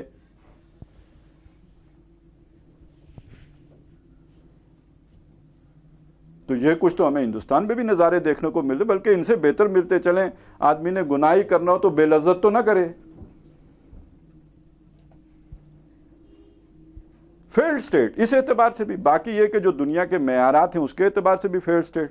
یہاں پہ نہ اب کوئی معیشت کی بنیاد رہی ہے، نہ جو سیاست تو خیر ہماری پتہ نہیں ہے بھی کہ نہیں ہے. جہاں پہ ایک جائز حکمران ہوتا ہے، 3 ناجائز حکمران اس کے اوپر چڑھ کے بیٹھے ہوئے ہوتے ہیں. ٹرائیکا دستور پتہ نہیں کتنی دفعہ پٹڑیاں بدل چکا ہے، اور ایک کپڑے پہن کے ہٹتا نہیں تو اس کی دھجیاں پہلے اڑ جاتی ہیں. تو یہ اس اعتبار سے ہم اسلامائزیشن میں بالکل ناکام ہوئے ہیں. نتیجہ کیا ہے؟ یہ بات میں مانتا ہوں کہ پاکستان کی طالبانائزیشن ممکن نہیں ہے. جب یہ خوب ڈھنڈورا پیٹا گیا تھا نا، وہ بھی پروپیگنڈا تھا، لوگوں کو ڈرانے کے لیے تھا.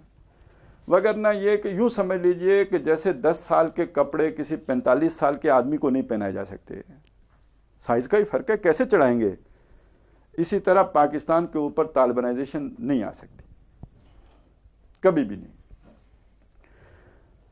لیکن ہم نے اسلامائزیشن بھی تو نہیں کی. نتیجہ کیا ہے؟ نہ یہاں پہ اسلامائزیشن ہونے والی نظر آ رہی ہے، نہ یہاں کی طالبانائزیشن ممکن ہے. یہاں اب جس طرف ہم جا رہے ہیں، سچی بات یہ ہے کہ ہم بلکنائزیشن کی طرف جا رہے ہیں، ہم توڑ پھوڑ کی طرف جا رہے ہیں، اور ہر جگہ اپنی اپنی تیاری مکمل ہے. سندھ کے علیحدہ ہونے کے اسباب مکمل ہیں. وہ تو یوں سمجھیے کہ آپ جیسے بم فٹ کر کے اور ریموٹ کنٹرول ہاتھ میں لے کے بیٹھے ہوں کہ جب آپ نے چاہ بٹن دبایا دھماکہ کر دیا. سندھ کی صورتحال تو اس طرح ہے. بلوچستان میں آپ کو معلوم ہے کہ آزادی کی تحریک چل رہی ہے، اور جو طریقہ ہم اس کے ساتھ اختیار کیے ہوئے ہیں وہی جو بنگلہ دیش والا ہے. مسنگ پرسنز ہیں، لوگوں کی لاشیں کٹی پھٹی مل رہی ہیں، ڈرل سے سوراخ کیے ہوئے مل رہی ہیں. اس سے تو یہ نفرتیں بڑھتی ہی ہیں، گھٹتی تو نہیں. خیبر پیکے میں جو کچھ ہو رہا ہے، رہ گیا پنجاب، بچا کھچا پاکستان. تو وہ بھی آپ کو اندازہ ہو گیا ہوگا سانحہ راولپنڈی کے نتیجے میں کہ اگر کوئی آگ بھڑکانا چاہے تو دیر کتنی لگے گی. بارود تو یہاں بھی موجود ہے، دیا سلائی دکھانے کی دیر ہے. فورسز تو موجود ہیں. یہ تو ہماری وہ جسے پرویز مشرف کہتا تھا گراؤنڈ ریئلٹیز، یہ گراؤنڈ ریئلٹیز ہیں. اور اس پر مزید یہ کہ ہمارے رہنما یہ ہیں کہ جن کا نہ کوئی ویژن ہے، نہ کوئی سوچ ہے، نہ کوئی ان کے پاس منصوبہ ہے، نہ اگر کوئی منصوبہ ہے تو اس منصوبے پر عمل درآمد کرنے کی صلاحیت ہے.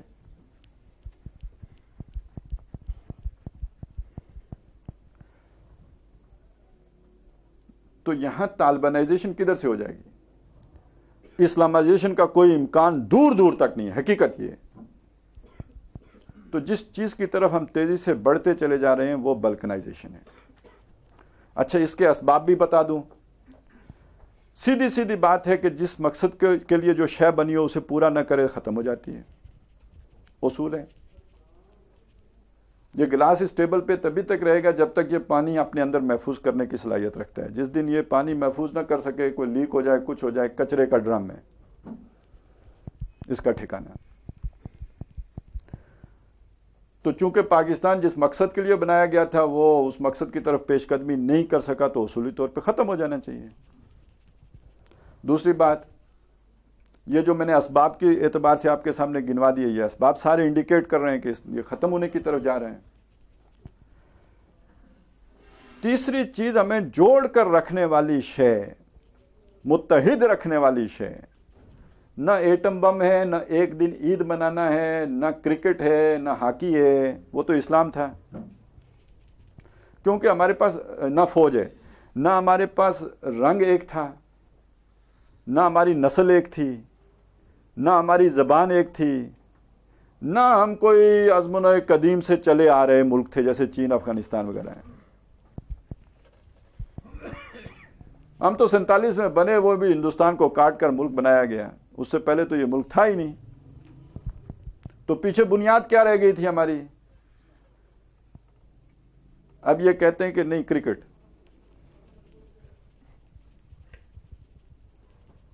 اور جب سے انہوں نے کرکٹ کو کہا ہے کہ جی ہمیں جوڑ کر رکھنے کی بنیاد ہے، تو اللہ نے ادھر بھی جناب ٹھا بھروانا شروع کر دیا. تو خوف تو جاتا رہا انڈیا. تو وہ دونوں چیزیں ختم ہو گئی. مثبت چیز تھی اسلام، وہ ہم نے کہا کہ میرے اسلام کو قصہ ماضی سمجھو، ہنس کے وہ مس بولی یعنی امریکہ، پھر مجھ کو بھی راضی سمجھو. اور دوسری شے تھی وہ خوف، وہ ہم نے نکال دیا. تو پیچھے اب ہمیں جوڑ کر رکھنے والی کوئی شے اور رہی نہیں تھی سوائے فوج کا ڈنڈا ہے کہ جو علیحدگی کی بات کرتا ہے اس کا حلیہ بگاڑ دیتے ہیں. اس لیے کوئی نہیں کر رہا. لیکن ڈنڈے کے زور پر آج تک کتنی دیر تک کوئی کسی کو متحد رکھ سکا ہے؟ پہلی بات. دوسری بات یہ ہے کہ یہ فوج بھی اصل میں اسلام سے اتنی دلیر کیوں ہوئی ہے جب سے ایٹمی بم بنا ہے؟ پہلے یہ ہوتا تھا نا کہ جی ہم نے اپنے جوانوں میں جذبہ جہاد برقرار رکھنا ہے، انڈیا اتنا بڑا ہے، لڑنا ہے تو توپ اس ٹینک کے نیچے لیٹنا ہے، تو اللہ رسول کو یاد رکھیں گے تو نیچے لیٹیں گے. اب انہیں پتہ ہے ہم نے ایٹم بم بنا لیا، لڑائی ہونی ہی نہیں ہے. لہٰذا یہ کہ اب کیا ضرورت ہے ہمارے کیمپوں میں مسجدوں کی اور داڑھی والے افسروں کی، اور یہ ان کو چھٹی دو، بھگاؤ. اور ہر سال ایسا واقعہ کر دو کہ جو اس طرح کے باغی قسم کے لوگ ہیں وہ ریزائن کریں، جائیں. ہماری فوج پاک ہو، پاک فوج ہے، اس سوچ سے پاک ہو جائیں. لیکن یہ کہ اس سب کے نتیجے میں ہونا کیا ہے؟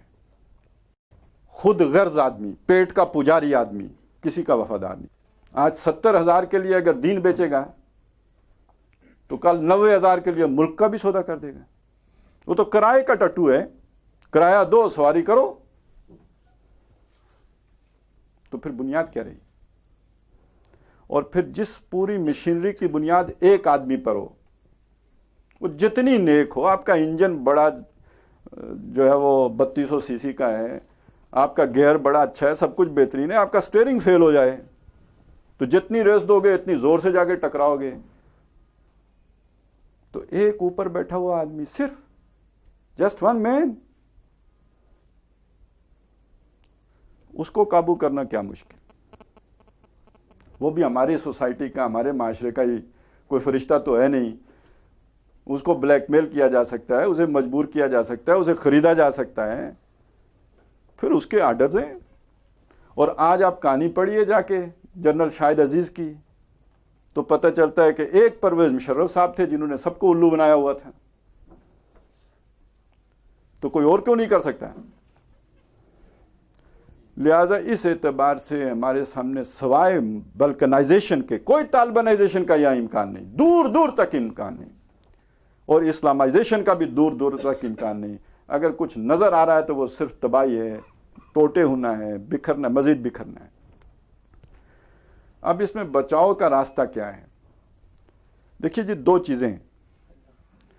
ایک چیز یہ ہے کہ ہم توبہ طائب ہو کر جس مقصد کے لیے یہ ملک حاصل کیا تھا، بڑی عجیب بات ہے. دیکھیے، میں آخرت میں بھی کامیاب تبھی ہو سکتا ہوں قرآن کی روح سے کہ میں وہ جد و جہد کروں جو قرآن مجھے بتا رہا ہے. اور عجیب بات یہ کہ وہ بالکل وہی ہے جو میرے ملک کی ضرورت بھی ہے. اس ملک کو اسلام بچا سکتا ہے. قرآن کہتا ہے اسلام کے لیے جد و جہد کرو. گویا میں اگر اسلام کے لیے جد و جہد کرتا ہوں تو ایک ہی وقت میں اپنی آخرت بھی بنا رہا ہوتا ہوں، اور اسی وقت میں اپنے ملک کو بچانے کی جد و جہد بھی کر رہا ہوتا ہوں. میں ایک قومی اور ملی فریضہ بھی ادا کر رہا ہوتا ہوں اور دینی فریضہ بھی ادا کر رہا ہوتا ہوں. اور اسی وقت اگر میں اسلام سے غداری کر رہا ہوں، بے وفائی کر رہا ہوں، تو در حقیقت ٹھیک یہ وہی وقت ہوتا ہے جب میں اپنے ملک کی بنیادوں پہ بھی تیشہ چلا رہا ہوتا ہوں. تو ایسی خوش نصیب قوم تو شاید دنیا میں اور کوئی بھی نہ ہو۔ ایک مسلمان جو امریکہ میں رہ رہا ہو، وہ جب دین کا کام کر رہا ہوتا ہے تو امریکہ کی دشمنی کر رہا ہوتا ہے۔ ایک ہندوستانی مسلمان جب دین کا کام کرے گا تو وہ ہندوستان کی جڑوں پہ تیشہ چلا رہا ہوگا۔ یہ تو صرف ہماری خوش نصیبی ہے کہ ہم دین کا کام کریں تو اپنے ملک کی بھی تعمیر کر رہے ہوتے ہیں۔ باقی اس وقت جو ہو رہا ہے، جو سب سے بڑا خطرہ بنا کے پیش کیا جا رہا ہے جن طالبان کو، ان کے بارے میں بھی جان لیجئے۔ ان میں سے یہ جو تحریک طالبان پاکستان کی، ان میں سے کچھ لوگ تو وہ ہیں کہ جو طالبان افغانستان ہیں جو انہی کا حصہ ہیں، انہی کی ایکسٹینشن ہیں، انہی کے ساتھی ہیں، کیونکہ اس علاقے سے لوگ جا کر ان کی مدد کرتے رہتے تھے۔ اب جب امریکہ آیا، اسے خطرہ ہوا کہ جیسے روس کے لیے مدد اس علاقے سے آتی تھی، ایک بفر زون ہے پاکستان اور افغانستان کے درمیان، اب اس نے چاہا کہ یہ راستے خشک کر دے، جدھر سے مدد نہ پہنچے۔ اب اس کے لیے اس نے ہمیں استعمال کیا، اور ہم ڈالروں کی خاطر کیمپ ڈیوڈ میں ناشتہ کر کے تیار ہو گئے کہ ٹھیک ہے جی، ہم نہیں جانے دیں گے۔ ہم نے 2004 میں فوج بھیج دی، تو سب سے پہلے وہ لوگ ہم سے ناراض ہو گئے جو ہم سے کوئی چھیڑ چھاڑ نہیں کرنا چاہ رہے تھے لیکن افغانستان میں جانا چاہ رہے تھے، پہلے وہ ناراض ہوئے۔ ظاہر ہے جب آپ جائیں گے، روکنے کے لیے جائیں گے تو کوئی مار کٹائی بھی کریں گے۔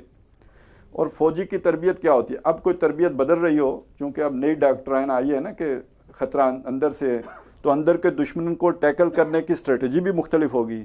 لیکن پرانے جو طور طریقے تھے اس میں تو فوجی کو ایک ہی بات بتائی جاتی ہے کہ دشمن، آپ کسی بھی علاقے میں جائیں اور وہاں جا کے آپ بیٹھیں گے تو دشمن سے ٹریٹ کر رہے ہیں، لہٰذا وہ دوست تو ان کو پتہ نہیں ہے، انہوں نے تو ان دشمنوں کے ساتھ جو بھی کیا اس کے نتیجے میں بھی رد عمل ہوا، ان کے اندر بھی ہوا، وہ لوگ بھی ناراض ہوئے۔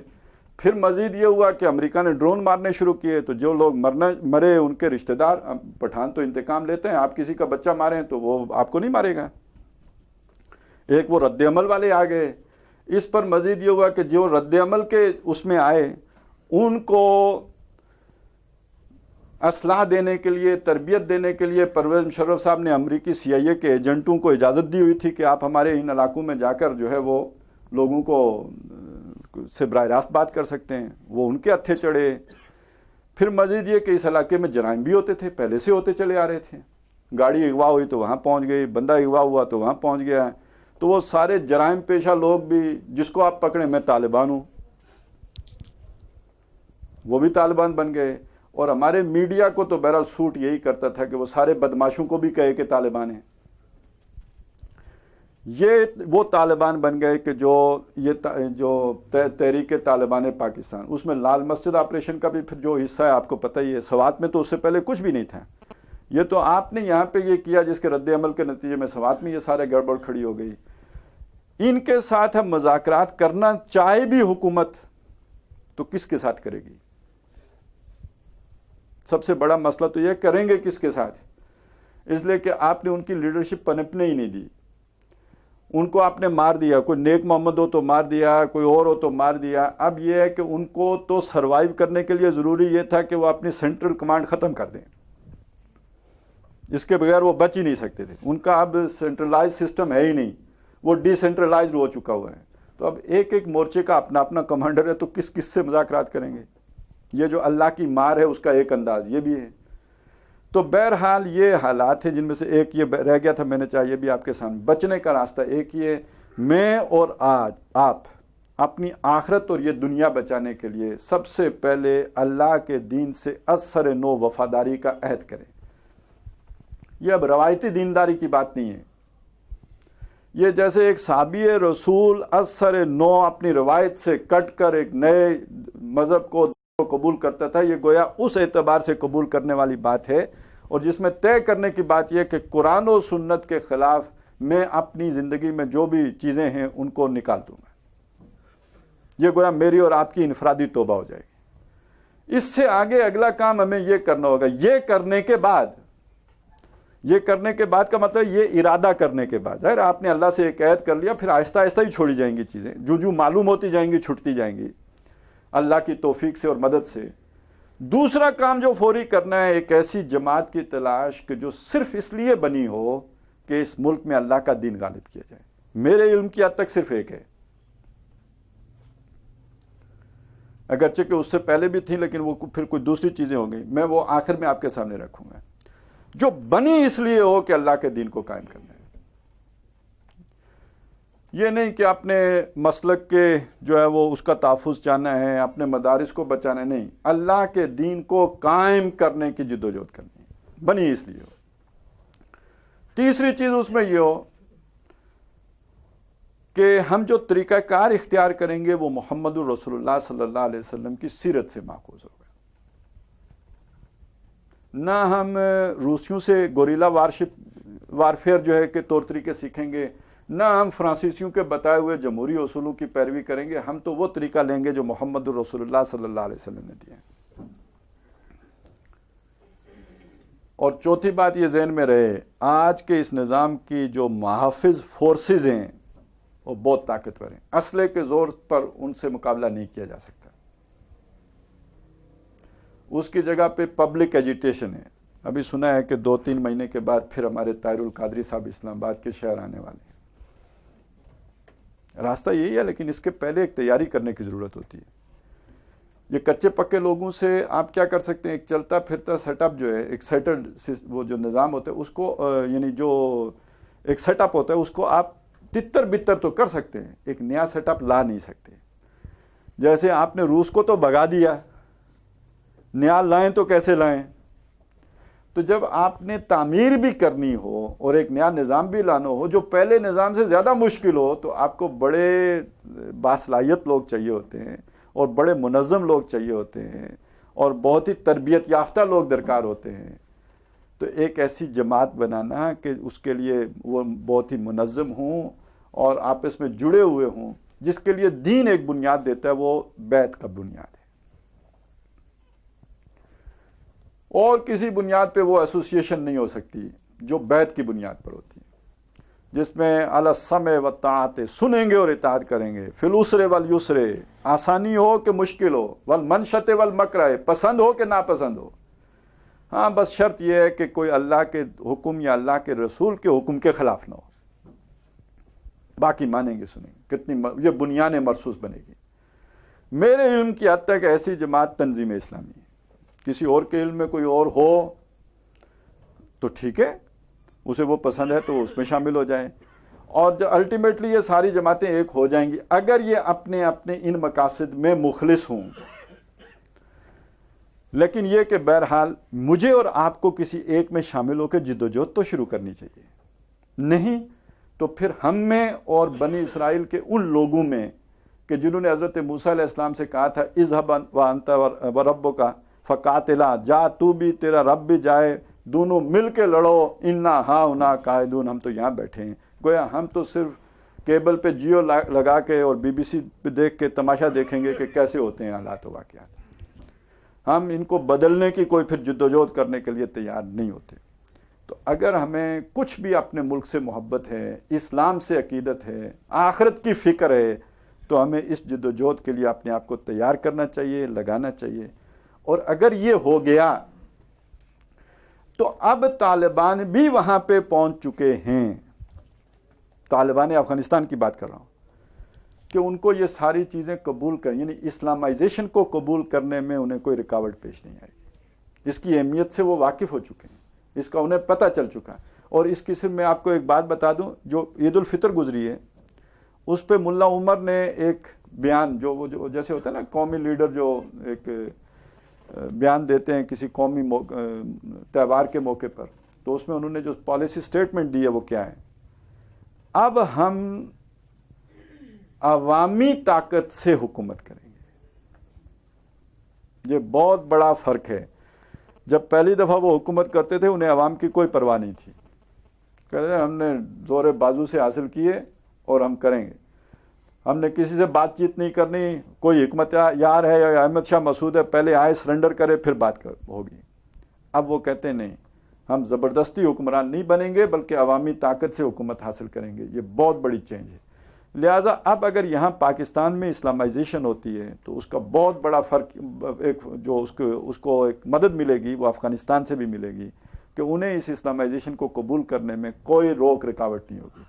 ہمیں طالبانائزیشن کو قبول کرنے میں بڑی تکلیف ہو سکتی ہے، لیکن انہیں اسلامائزیشن قبول کرنے میں کوئی تکلیف نہیں ہوگی۔ اور دوسرا، پاکستان ایک مضبوط بنیاد پر کھڑے ہونے کے بعد اس علاقے میں جو سب سے بڑا دوسرا جو طاقت رہ جاتی ہے وہ انڈیا کی رہ جاتی ہے، اور انڈیا نظریاتی طور پر اتنا کمزور ہے کہ وہ مسلم آئیڈیالوجی کے سامنے ٹک نہیں سکتا ہے۔ اصل میں یہ وہ انڈیا کی کمزوری ہے جس کو مغرب ایکسپلائٹ کرتا ہے کہ یہاں اگر اسلام آ گیا تو تمہاری خیر نہیں ہے، تم تو ویسے ہی جیسے وہ نمک جو ہے وہ گھل جاتا ہے اس طرح گھل جاؤ گے، اور یہ مسلمان پھر تمہارے اوپر حکمران ہو جائیں گے جیسے 1000 سال حکمرانی کرتے رہے، اور اب تو تمہارے ہندو بھی سارے مسلمان ہو جائیں گے۔ یہ خوف دلاتا ہے، اس کو ساتھ ملا لیتے ہیں، اور مغرب کو خود جو اندیشہ ہے کہ ہماری عوام بھی ہمارے ہاتھ سے نکل جائے گی۔ یہ محمد الرسول اللہ صلی اللہ علیہ وسلم کا دین اگر کسی ایک ملک میں اور اس اسلامائزیشن کے انداز میں اگر اور ایک ماڈرن سٹیٹ کے انداز میں سامنے آ گیا تو ہم اپنی عوام کو روک نہیں سکیں گے۔ تو یہ کتنا بڑا نوع انسانی پر بھی ہمارا احسان ہوگا اگر ہم یہ جد و جہد کر کے اس ملک کو واقعی دنیا کے لیے ایک روشنی کا مینارہ بنا سکیں۔ اللہ تعالی ہمیں اس کی توفیق عطا فرمائے، ہمارے شب و روز اس میں لگیں، ہماری محنتیں اس میں کھپیں، ہمارا پسینہ اس میں بہے، اور اگر خون بھی گرے تو اس مشن کے لیے گرے۔ اللہ تعالیٰ اس کی ہمیں توفیق عطا فرمائے۔ اقول قولی ھذا واستغفر اللہ لی ولکم ولسائر المسلمین والمسلمات۔